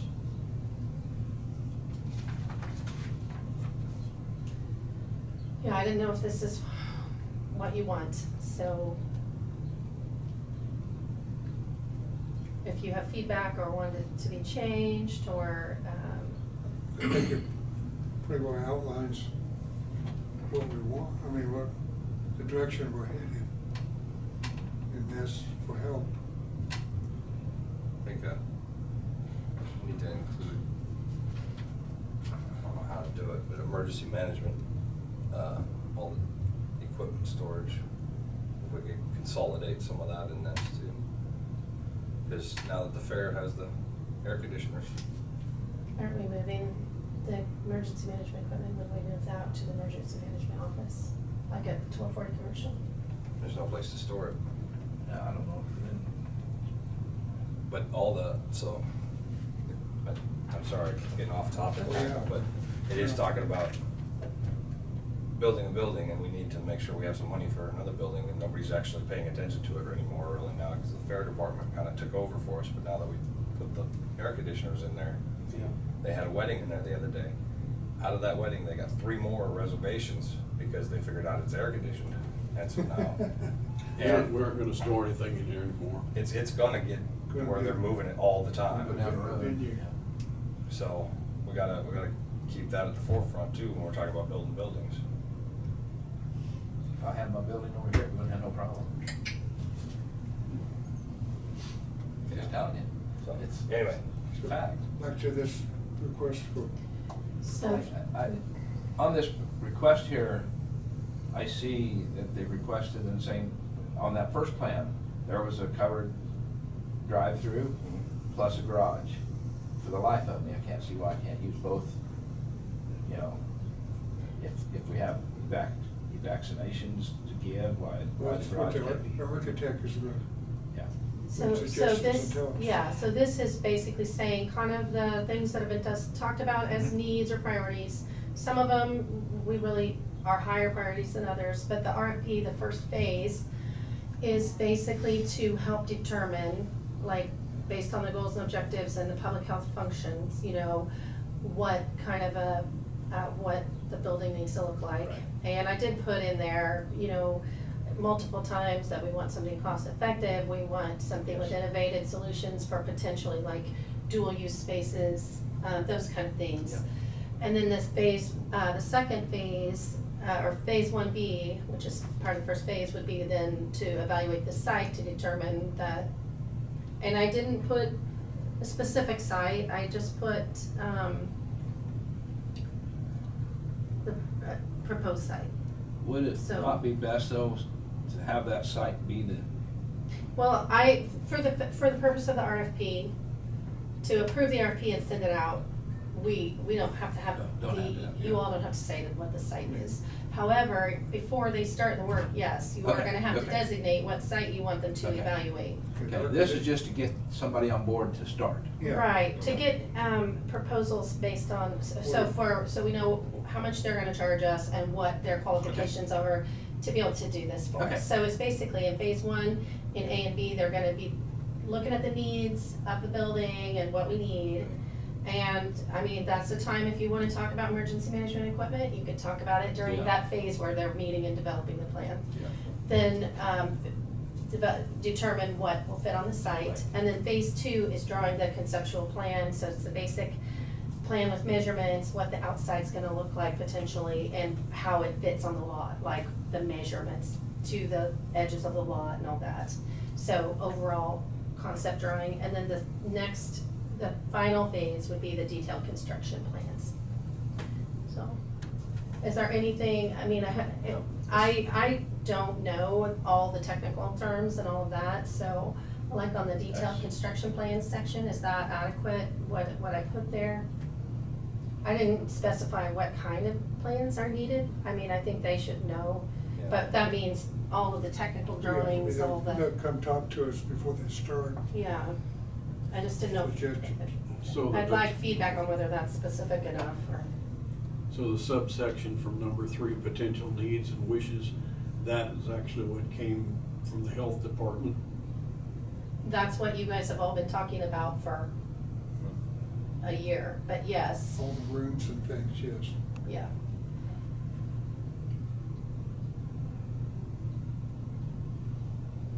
So, yes, from the health department. It just seems like, we got offices 7 to 8. Well, and one thing to consider on that, which I think that the architect will think about, not every single position over there probably needs their own separate office. Yeah, go ahead and let them make that call, so they can be the bad guy. Right, and so I did put that on the RFP for them to help determine which Okay. spaces can be a shared Alright. space versus which ones have to be private. Yeah, some of them will turn into storage probably, instead of office. Well, I mean, you could potentially have one office that's got cubicles in it. That would be for the reception area and some of those other functions that don't have to have a closed door office. Some, they will need some closed door offices, so, anyway. No, I think it's good just to get it started like this and see. I guess. Well, that'll at least get us narrowed down to one that we're gonna work with, and depending on what the plan is. Right. Wherever the plan is. Right. This will be the person, this will be our point person. I guess the only question I have on the RFP would be, in the introduction, it says design plans for a new building. What if we decided to renovate another building? Could it just plans for a building? Well, if we keep it, I know where you're going, but if we keep it as a new building, we'll get apples for apples between architects. Okay. And then, once we narrow down who we're using, now you can open the door to do other things. But, I know what you're saying, because there's some architects that excel a little bit better with remodel than they would new. But new is basically, Well, I just thought if you took the new out, it could go either direction. oh, okay. That way you're not really Yeah. limited. You could strike that. It's just, see where I'm at?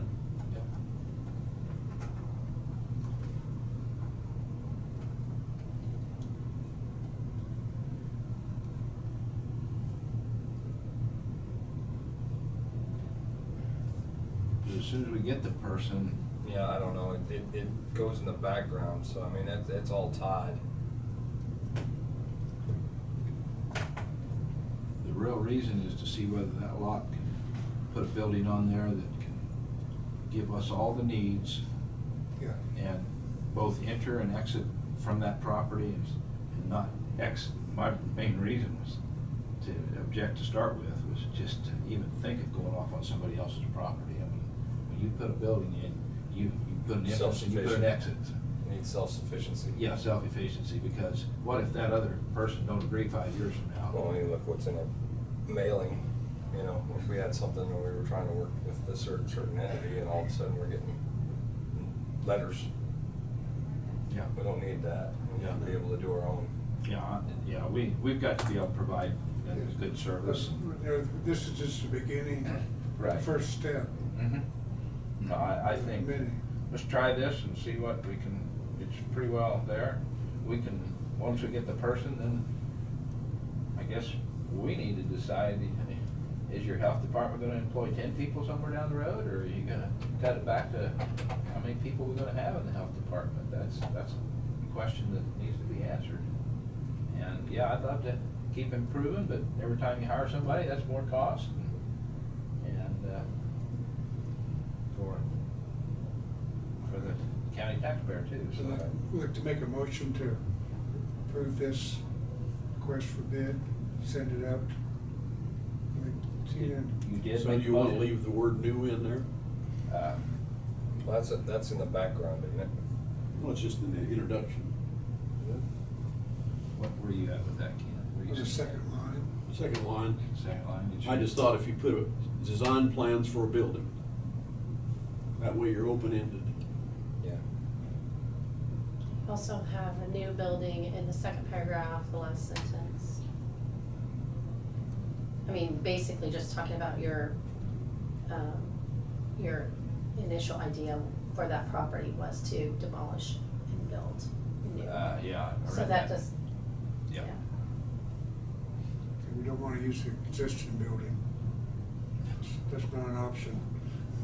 No, it's Okay, not. I wanted to clarify that. No.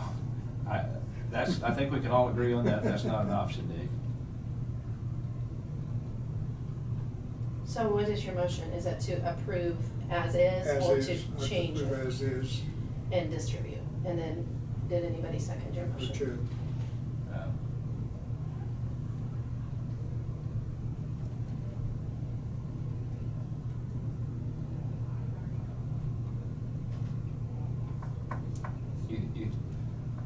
Are you under the impression, Jonah, that the new and old can be changed at any time, whether we get the right guy to do it?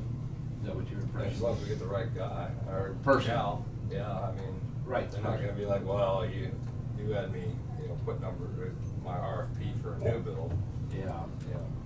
But as long as we wind up with the right person. We could it- accept anyone we want. It's kinda like Carl, if you got the right Carl. Yeah. It'd be like, yeah, whatever. Well, I think the ideas for this lot is for new, Ken, I really do, and just to see, and if we change our mind, then we'd have to change our mind to go from that location somewhere else. But, yeah, I'll second your motion, Dave.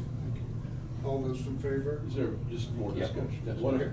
Okay, so what if we approve this, and then we get some plans, and we're going, oh no? Is it still gonna pertain to a new building, or is it not? Or is it optional? That's the only reason I think The that. plan's gonna fit. I just think that the word new needs to come out, because But what they're gonna present to us will fit the lot that we present to them. If you come up with a used building, it's gonna be different. But you're gonna, if So it you doesn't need- work, you're gonna have to come up with another You RFP. have to have new plans. Well, then that's a lot of more cost. Well, you have to redraw them again. Yeah, I guess we can't say. I see what he's saying. And I'm agreeing with him. But And I'm- we're requesting, we had this piece of land, we'd like somebody to present an idea of what kind of building would fit I want, on this piece that we have right now. I want architectural advice on this lot, that building, and budgetary ballparks. Yeah. And then move from there on whether we decide here, there, or there. Now, I'm not gonna stand in the way, I But if you have- thought maybe this was gonna limit us in some way. When they have 3 or 4 things they gotta look at, they're gonna charge by looking at each I don't think- location. I mean, if they're gonna be evaluating multiple sites, if that's the direction the commission wants to go, then this RFP isn't right for that. Yeah.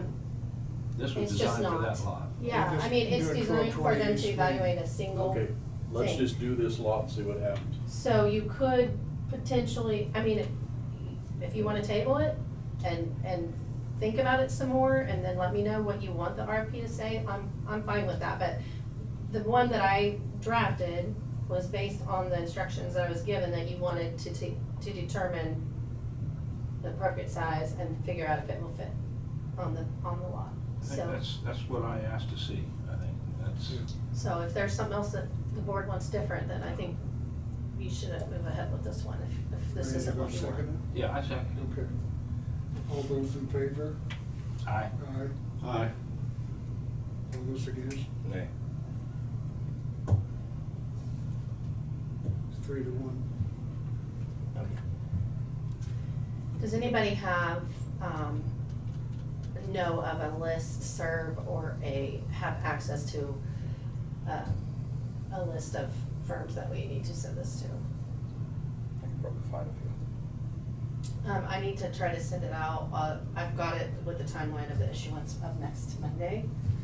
So that was so we could have time to figure out where we're sending it and to get it published or posted, so. Or if the school would have a list of architects. So, yeah, the public health thing is what I'm not real sure of, but I could probably figure it out. Even though I voted against it, still help me find some. Okay, well, any help that, if you have any feedback on firms that we need to send it to, I'd appreciate having that by Thursday at 5. Yeah, I'll try. or, yeah, Friday by noon at the latest, so, okay. If you find any in the meantime, go for it. Yeah, we will look too, but I just, want to, if there's anything that the commission is aware of, or you have firms that you know need to be receiving it, just let me know. I think the health department had 2 or 3 leads. I know of Okay. a few reasonable firms, but I don't know. Some of these specialize in churches, you know, so. And I didn't know if the timeline that I put was, achievable, but it's basically, Yeah. It's Yeah. basically telling us what you can do for us and how much they're gonna cost. It's not like they gotta come up with a drawing for sure. Well, I've got the proposed dates for each space to be completed. Yeah. And it may or may not be achievable, and I did put in the RFP, if it's not achievable, then outline the timeline that it's achievable, so. Okay, thank you. All right. Be surprised at what that cost. Just for architect. Talk about the executive search. Oh, yeah. Yeah, we had, Some of those are 4 responses. proprietary. I have confidential. not, there were a few pages in a couple of the proposals that had some proprietary methods and in it as far as what materials they'll use, and so, but I do have one I can show that doesn't have that specific information in it. It has the whole overview and everything else except for that, so let me see if I can grab that real quick. I did not do a one-page summary. I thought maybe you'd wanna look at it first, and if you need that, I can try to provide some sort of a overview. A lot of information. You've got two messages, right? You sent us? Yeah. Yeah. So we have 4 responses to the RFP. Let me see if I can figure out how to share this.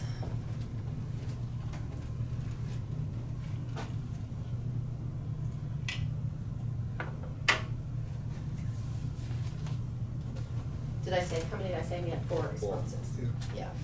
So one was the Gov HR. That one's out of Illinois.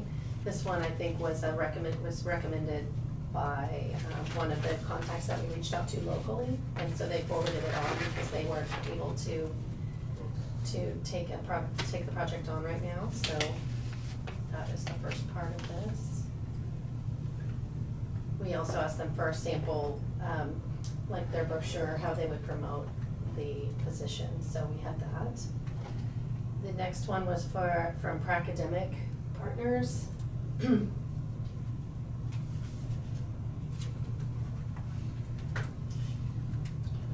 this is, this person, Ian Coyle, was not initially on our list, but they learned of the RFP and then they reached out and asked us to send it to them, so we did. And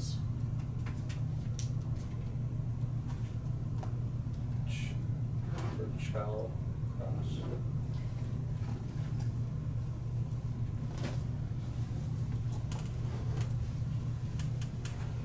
Good Kansas name. yes, and this one was also one that I don't know where they got the information from. It also could have been one that was forwarded.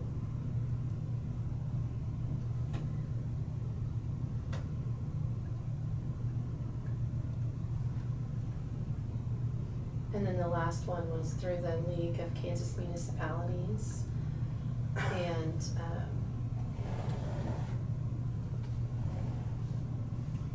Baker Tilly. Another one? that Baker Tilly is the same, it's that Virchow Kraus. Oh. They're connected. Oh, okay. And then the last one is, the League. Well, that was confusing. It looks like a whole nother. And then it goes right back to the Kraus, so. Yeah. Okay. I think they're just connected together. So, I don't know if you've looked through them, if you had anything that stood out to you, or, anything that caused concern, or you would want to, narrow the list, or. The League of Municipalities has it, but Kansas Association of Counties doesn't. No. I didn't see And that. on the League, that one, we reached out to them earlier, but then also that, we reached out and sent an RFP specifically to John Deerdoff, because he is a known Yeah. consulting person that does this, and he is actually with the League now, so they have joined together there on that. I didn't see anybody who had a county administrator that done a lot of city administrators. Yeah, that Kraus had one. Yeah, they've got a couple. Yeah. Finding one our size was, population-wise, was, Yeah. that was another Yeah. problem. Yeah, that I Lancaster County, South Carolina, I'm sure doesn't compare to Marion County, Yeah. Kansas. You'll think so. I could be wrong, I've never been there, so.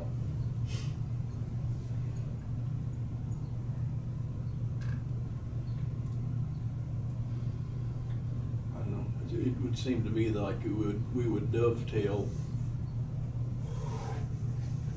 better by going through the league.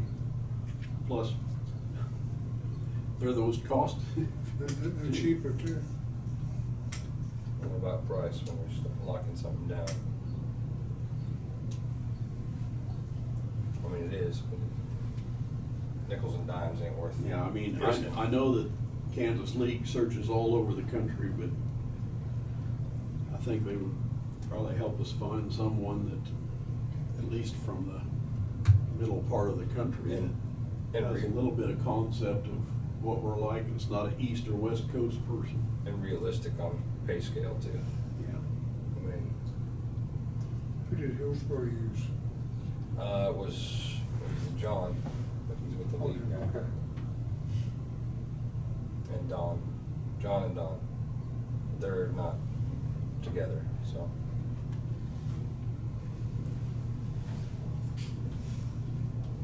They're very used, you know. Don.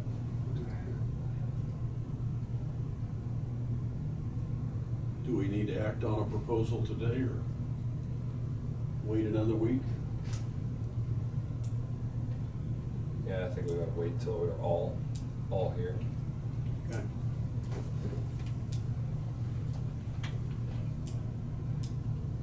That's my opinion. Fine with me. Do more research on them. Yeah. So, any other discussion and any questions we should be asking each other? I think we've got some people we can reach out to. Yeah.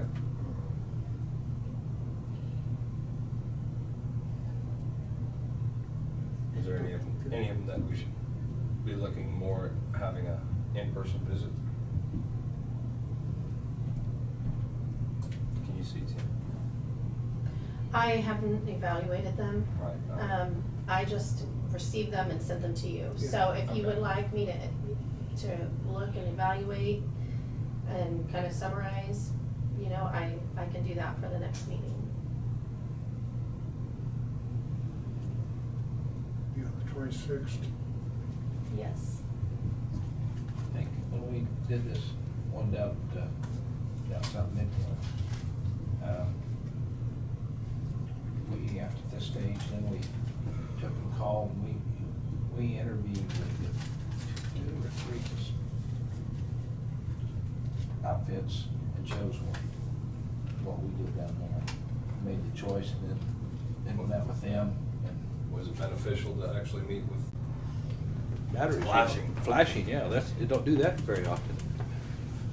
Well, I probably didn't get a good recording earlier then. Is that plugged in? Yeah, it looks good. Okay. Oh, wait a minute, no, it wasn't. That's probably why it shut off earlier, so we Yep. won't have a good video to post. Yep, yeah, that's the reason why it was kicked out. Okay. Blame it on Phyllis. It was working fine until she got here. This conference will now be recorded. Back in session now, no action taken. Road and Bridge. From Bridge here? Mhm. Okay.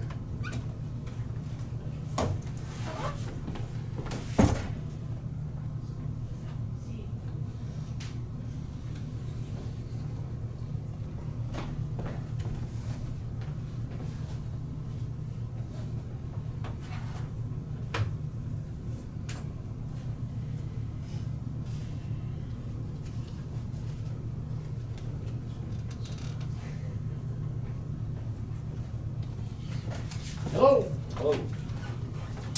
Excuse me. Good afternoon, Mr. Steve. Hello.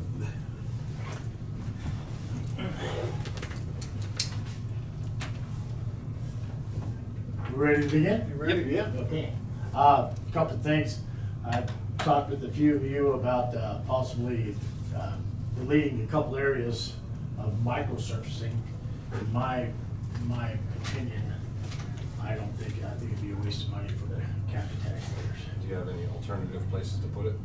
Well, I need to check with Bryce, but the South Tampa Road wasn't scheduled to get microsurface, so that's that's about a half a mile going into town where the tracks are. Yeah. So the 2 miles that I'm proposing not to do, at least half a mile would be done to that. So it'd be 1.5 miles is what we'd be deleting from that. Okay. Then also the 1 mile in between on Nighthawk between the old highway and the new highway. Yeah. Now, I understand that they're gonna be doing that intersection of Nighthawk and 190th coming in September is when they're planning on doing that. But So- still, we don't want to throw good money after bad. Right, now I'm just talking about microsurfacing here, not doing that. And my plan is early spring to go in there and add base rock to the existing concrete now and grind it all up and establish a good base to it. And then possibly come in there, groom it off real well without removing any base material, and fog sealing it, and then either doing a overlay or a double chip seal, which I wouldn't recommend, or just a straight blade patch. We're talking about Along Canada that or strip, both places. Both Nice. places, Okay. both locations, where we are not microsurfacing now. so what are you saying we don't need to microsurface? Okay, it'll be on 330th between Old Mill and Nighthawk. I just got done walking that road and spray painting lines to get blade patch done on those to get us through the winter. From last year to this year, the amount of holes have almost tripled compared to what we did last year. And some of the holes we have repeats from last year, so they're not holding up, just blade patching, so. That's from your blade patch last year to this year, is what Right, you're saying. That's and it was late fall. It was from the microsurface and blade patch, right? Wasn't microsurface last year? No, No, no. No, this is on the Nighthawk, same Or no, project. oh yeah, it was the This is Nighthawk. East Tampa Road that he's talking about, right? It was the Yeah, full depth reclamation. full depth reclamation, yes. Then the chip seal coming off, then the patch seal. And then blade Yeah. sealed last year, blade patched it, and Now now it's bad again. bad again, yes. Yeah, no, yeah, same as Canada Road. Yes. Canada. yeah. Same thing. Yeah, I call it Canada Road. So I just kind of like you guys' input on that, if you kind of agree with that. I'd rather get down the bottom and fix it right before we do anything else. I was gonna say, what do you recommend there? I mean, because. It's too late to call them guys back for any kind of warranty. Yeah, and I think we're just gonna have to go with our gut and say, either tear it out and put a base in or something. Well, we have to do that. Yeah, To got it, start from the okay. foundation. Yeah, you just keep throwing stuff on top, it's just gonna keep. Yeah. Yeah, it is. Yeah, like I said, just from what I studied it, it's another area I'd like to do, and this one here would be just to grind up, and that would be the last mile going into Ramona, from 350th to 360th, 3/4 of a mile. We blade patched it 3 years ago, and it is just falling apart all the way across the road, in the middle, on the sides. There just isn't any base there either. So I would recommend grinding that up, since we're pretty close to the East Tampa Road, to do those 3 miles. What route is that again? That would be on Quail Creek between 350th and 3/4 miles north to 360th. Now, the 1/4 mile coming out of town, which is kind of a blessing, is held up. Even with the trees shading the road and all that, we just got done blade patching that. It's holding. I feel comfortable that those patches will hold up. That's a good thing, because we don't want a lot of dust in town when we go to grind it up for next year, and that'll be another spring project. I'm gonna ask you to tell me what grind up means now, because are you talking about getting the old bull mag to tear it up, or are you talking about just ripping it with the graders? So, bow mag. Well, what we'll do is, we got, What you did at Albany? no, this would be a little bit different. Okay. Okay, what we did with Albany, we had a chemical, didn't feel very comfortable with that. What I'm proposing is this.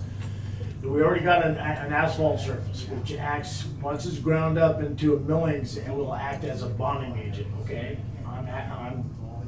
We'd like to put gravel on top of the asphalt that's there now. And while we're grinding it, we're mixing the base rock with the binding agent, which is the asphalt. And that would be a good base rock. Instead of injecting concrete, we're using the asphalt that's Injecting existing asphalt. there. Yeah. That's something we can use, some of that processed concrete. Yes. Good. The only, I guess you can call it a headache, if you want to call it that, would be the metal that's in some of that Right. concrete. We'd have to be watching that, because we'd like to let that road set for most of the summer, and then after harvest season, then go in there and either fog seal it, and either put an overlay or do a blade patch for those 2 miles, or that 1 mile there for that particular project on Quail Creek. So. Yeah. Sounds good. I do, and I will say this, we have been blade patching from, the Burdick Road all the way to Lost Springs Road. I know that a lot of people talk about the old roads, but anyway, that would be from 340th, from the county line all the way to Quail Creek. And we blade patched that, and I feel very comfortable that those patches are going to hold up pretty well. Yeah, that Burdick Road was always Yeah. Honda Civic would disappear. Right. So I feel very comfortable. And but what's good about that is a couple of years back when Mark Heiser was with us, his last year he blade patched, and the ones that he had blade patched have held up since then. So that's been a couple of years. So I know what we're doing is doing pretty well. There was a couple of repeats, but I mean, I would say maybe 5% were a repeat for all those miles of road. So would you say that taking microsurface over the top of your blade patch would preserve that any better? Yes, it will, especially if we have a lot of. It gives it a solid top to where it can't come out. Right, we gotta make sure it's solid, and the big thing is the sealing it, to keep the water moisture from penetrating and getting down in the base. And right now, guys, we're running into a critical stage right now as far as our blacktop roads goes. And I sure would welcome any one of you guys to come out and visit with me out on the roads while I'm marking the roads and so forth, and kind of show you what's going on and the history of some of these roads and what's been, what's happened and what we're doing now to try to prevent these roads from going to pot. So I'd say if you know which district you're in, let that commissioner know. Okay. That would be the best. Okay.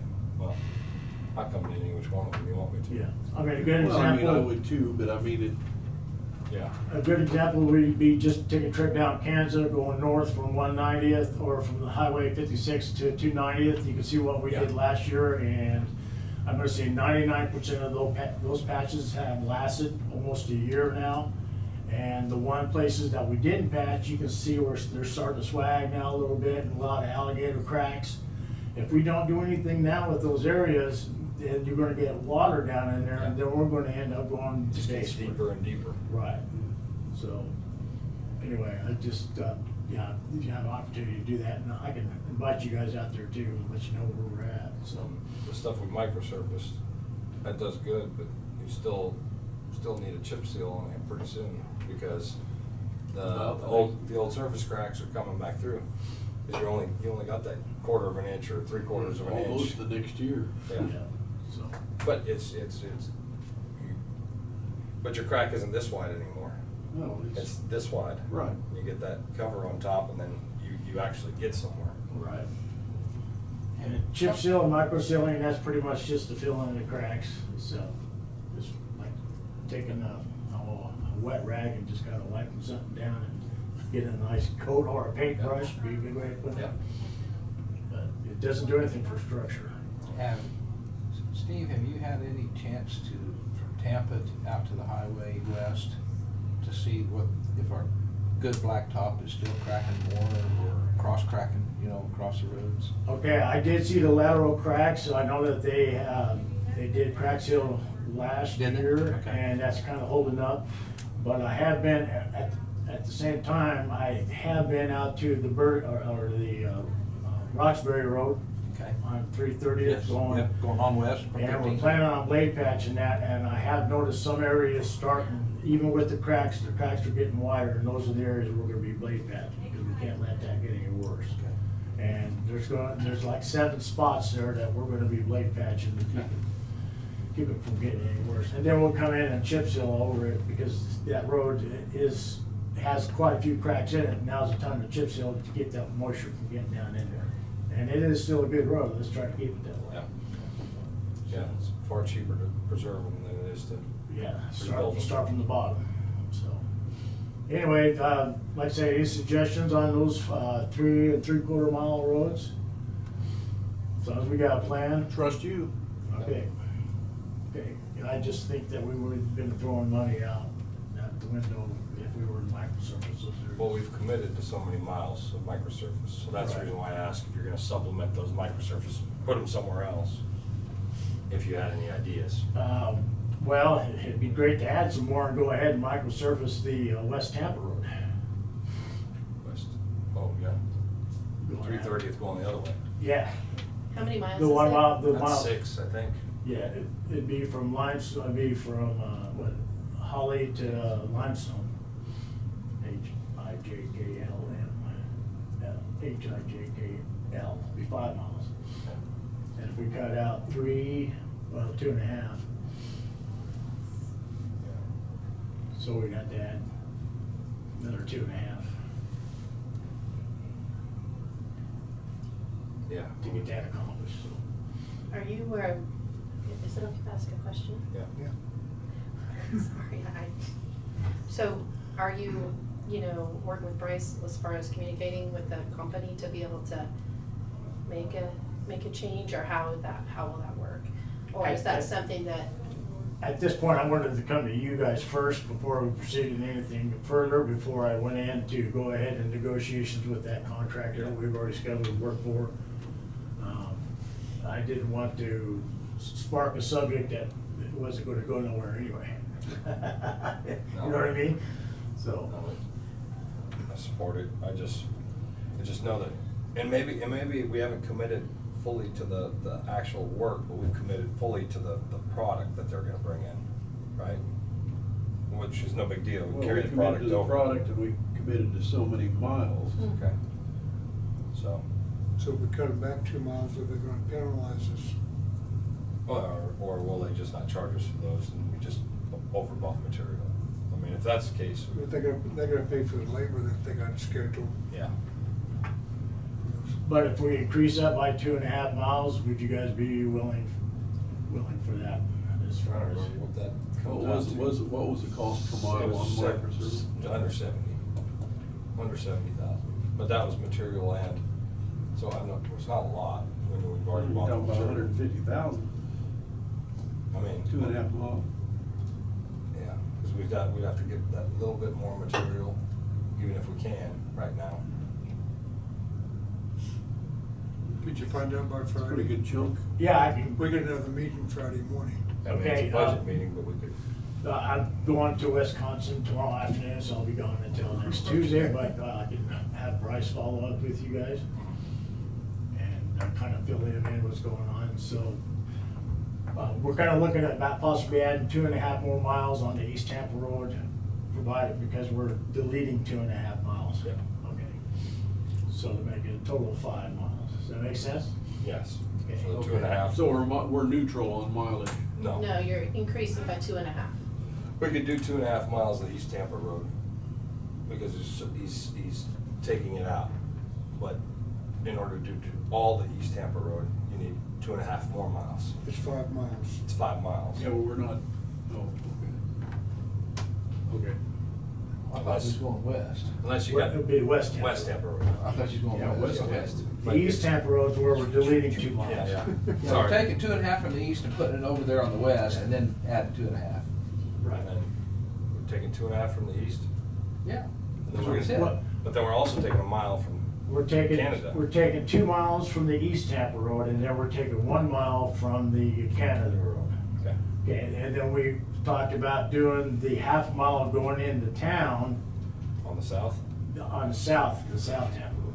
Okay. So that gives us our 2.5 So that's and our part of the 2.5. 2023 budget, so we need to see what the impact's gonna be. Yeah, how many miles is it south, back to the DNL road? That'd be 330, 290 to 330th, which would be what, 4 miles. well, 290th, yeah, it'd be 4 miles. 1 mile, yeah. Not quite 330. But we're not going to microsurface South Tampa Road. That there'd be a good candidate to chip seal next year once we get a blade cast. Okay. I'll just keep your mind open, maybe it fits somewhere else too, without increasing the amount of miles. But if that's the candidate, that's the candidate. Okay, and that is one thing that I'm unsure of as of this point, is that the South Tampa Road going south of Limestone into town, I do not know at this point whether that's been scheduled to be microsurface or not. So if it is already scheduled, and it's already into the budget, and it's already planned, then that gives us 3 miles of road that that we're not gonna microsurface that we can use somewhere else. Yeah. So, anyway. Yeah. Until I just- find out that, I've looked at the piece of paper that he's given me, what's microsurface and what isn't, and it doesn't have the south tamp on Oh, it, so. yeah, and I didn't think it did, I just. Right. But it should be, because last year, when we had that hot spell and the new pavement was peeling up from the traffic, it needs to be either microsurface or chip seal this year, because it's real thin right now. We got the base there, but it's real thin, so. Okay. And then, so I'll get together with Bryce and have him follow up with you guys on Friday then.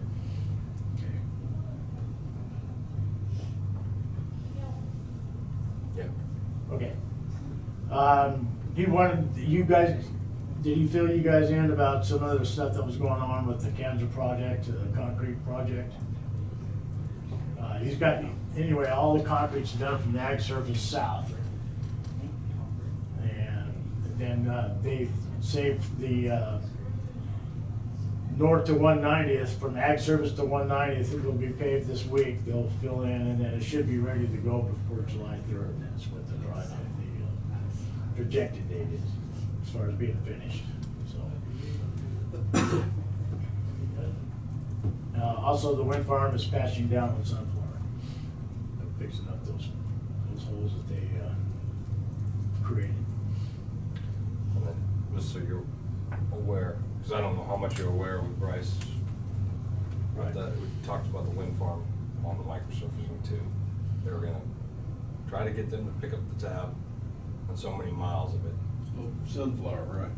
Sunflower and Nighthawk, Yeah, that's right. everything kind of to the south.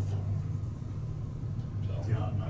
It was mentioned, but do we know of anything? yeah, I don't know. Sharon's working on something. Okay. Okay. Well, just, Okay. I don't know where it's at. All I know is Neither it was do I, talked just- about. So you'll know. Okay. Anything else, guys? Not for me. Thank you for what you're doing. Yeah, thanks. You bet. Steve. Have a good day. You too. Expect hot weather the rest of this week. Yeah, well, at least it'll be dry and we get a lot accomplished. Yeah, you might. Although half of our crew is weed harvesting. right Weed now. harvest, yeah. That's what I We hear. gotta work around that, so. Yeah. Thanks. See you later. Yep. Taking the days off. Isaac, still sitting out there in a chair, Very patiently. very patiently. Mr. Isaac, we'd like to see your presence. Sorry about making you wait. It's okay.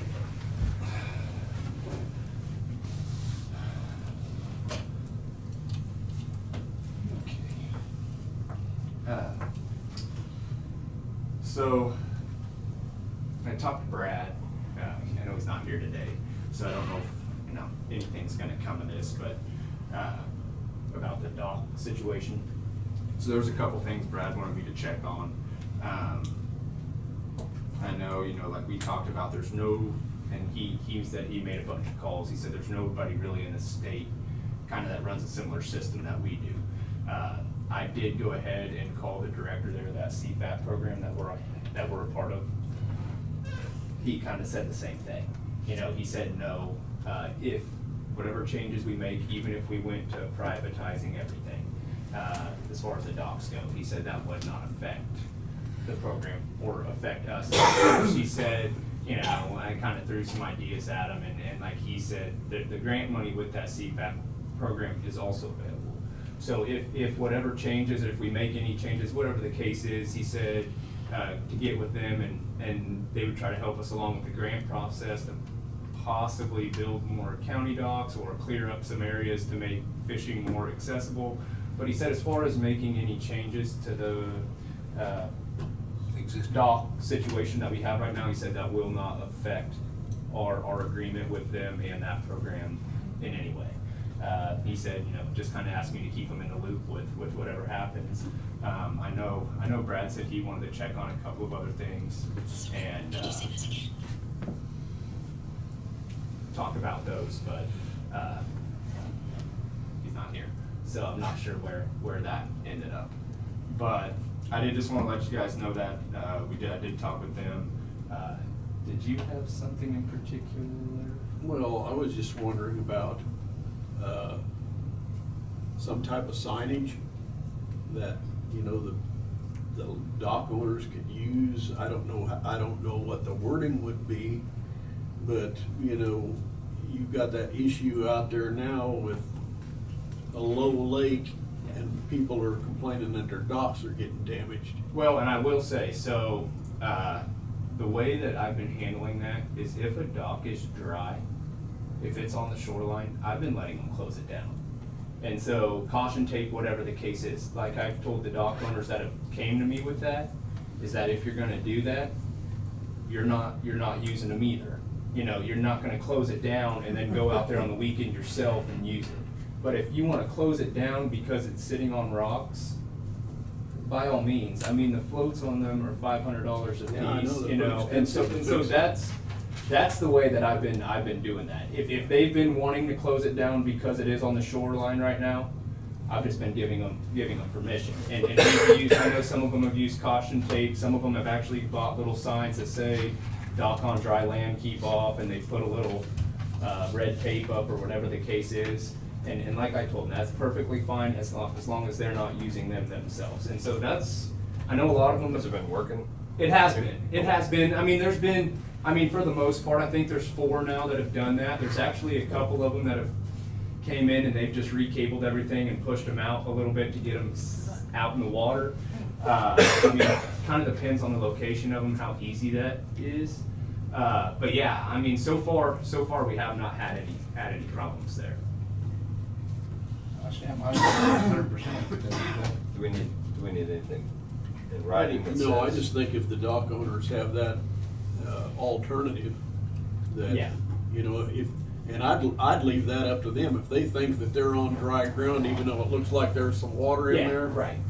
do what you want. Well, and that's kind of, even if they are, like you said, if it looks like they're on water, but you have 10 people on a dock, Well, yeah, that's what I it's, mean. it's going down. yeah, right.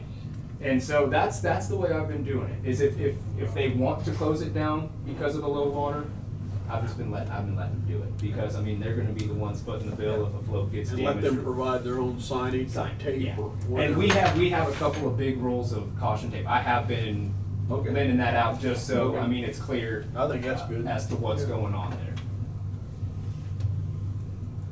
I think that's a short-term solution Solution. anyway. I think still, over the long haul, we're gonna have to decide whether we're gonna privatize those docks or not. And I know, I'm not talking for him, he said that there was a couple other things that Brad was gonna check on, and so I guess we'll see what happens there. But I just wanted to let you know that I did talk to the state there, and they kind of said, whatever we do, as long as we just keep them in the loop, but they said it won't affect that program that we are a part of. I think if we got to that, if we did it in the winter time, so people would have time to plan, it'd be better anyway, if we're gonna privatize it. Can't really privatize them. You got public ground that leads up to them. You can't. Yeah, definitely unique. Public shoreline that they're taking up.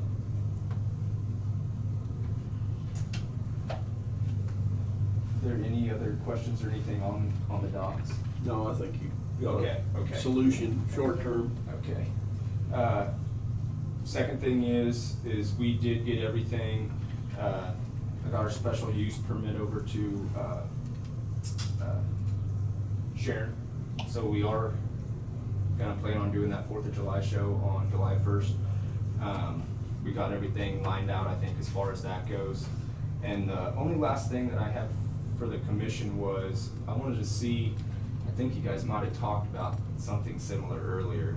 I was gonna order some t-shirts for the lake employees out there, and I wanted to see if that was okay. It's not gonna be over the $1,000 or anything like that, but I know that you guys have had discussions about this in the past, and I just wanted to see, but I was thinking about getting 4 shirts for my 2 guys out there. You like work shirts? Huh? Just work shirts, yeah, it's just gonna be Don't they work a 5 days a t-shirt. week? Huh? Don't they work 5 days a week? Well, I got some, well, it's been, I think my first summer there, I got them some, and they're asking me for more, and I said I just want to get the A-OK on that before I got more. So I think you give them 5 shirts apiece, so Well, that way hey. they can do laundry once a week. Jeez. You don't do it twice a week? Just remember what we talked about earlier. I know. well, and that was I just wanted to make sure that that'd be okay. Like I said, they're not like Nike or designer shirts or anything. They're just going to be a work T-shirt, lightweight work T-shirt. So that have Marion County Lake on them. So I just wanted to make sure that was okay. What you got, Randy? I personally. You talk about ripple effect, I can see it here. Yeah, I mean, you will have a ripple effect there from other discussions we had about uniforms earlier this morning, or afternoon, whatever it was. But I do like to see, and I'm just a cemetery, but I like to see my mower man, and I wear bright colored shirts so we can be seen out there. And I think that's a good thing for them employees too, is something bright, not maybe dark, I don't know. Right. But we go with that, either green or yellow, whatever it is, the color, lime green, whatever. So out cemetery, we're just buying our own, but I think it's well worth it to be seen.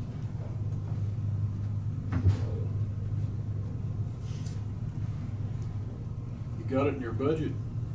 Okay. And that was it for me. Unless you guys had any other questions or anything else.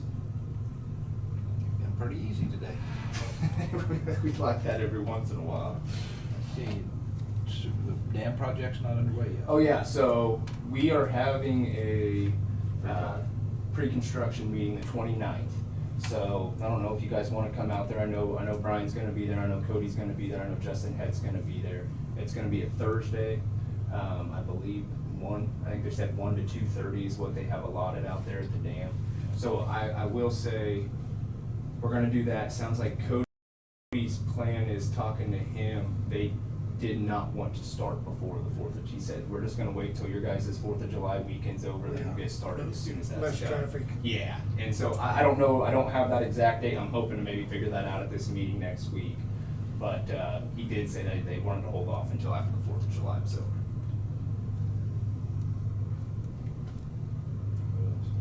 Send a text out that morning. Okay, Remind us. hey, we can do that. We can do that. Anything else? Guess y'all ready for the 4th? Get in there. Need some rain. Yeah, bad. Alrighty, thanks guys.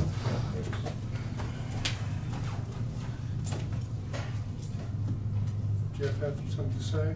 No, I was Okay. standing by for something happening. My apologies, I was in Hillsborough when I No worries.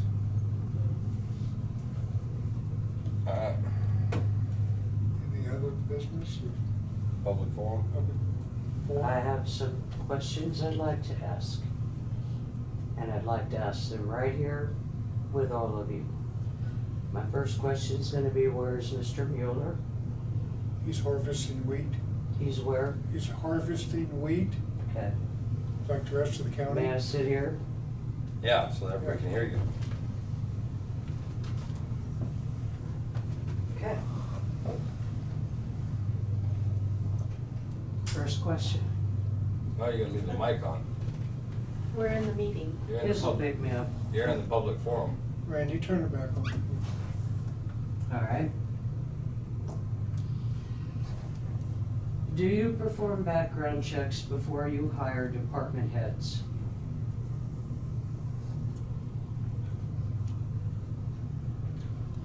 And from like a background. Background checks before you Like hire from a department head? I mean, you do a little bit of research and you follow up on references. But full on like hiring somebody for a background check, no. When you follow up on references, do you follow up only on the references that you were given?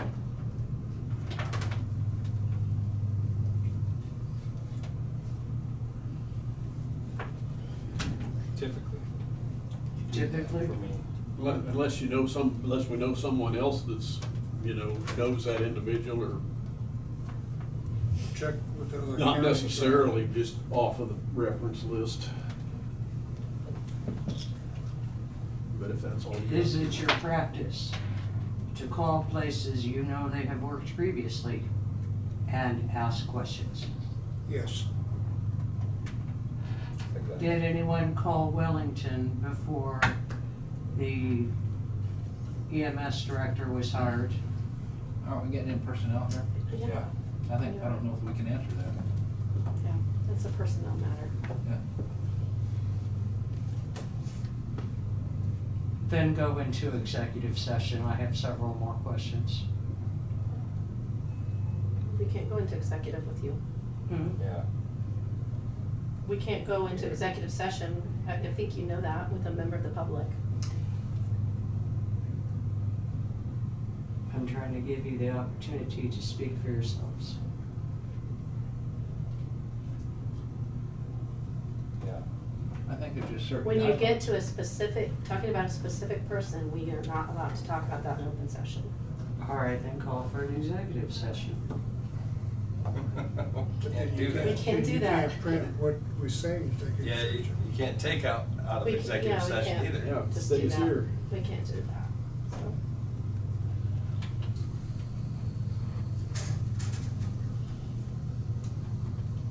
And this isn't really public comment, it's more of an interview, It is. so that's probably That not is. appropriate within the meeting. Comment's a comment, question's a question. What? Comment is a comment and a question is a question. So, Well, I said I had questions. yeah, so this is public comment. Public forum, I guess. So it's, I'm wrong. Never mind.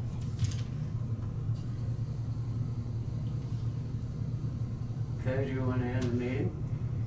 You got more questions? I have more questions. And they pertain to a specific individual, Yeah. then And then they we can can't, comment. can't comment, so. Okay. The, not in open session anyway. Well, do you want to end the meeting? How we'll go on with the questions? In the meeting. Yeah, we haven't adjourned yet. Yeah, I know. But that's public comments. Are you done? I guess so. If you want to end the meeting, Any other? then I'll ask questions after. Okay. So I think your next agenda item would be commission comments. Commission comments? No, I don't have any. I'll make a motion to adjourn. Second. All in favor? Aye. Meeting I'm adjourned. sorry, who seconded? Thank you. Sorry. Okay, just a minute.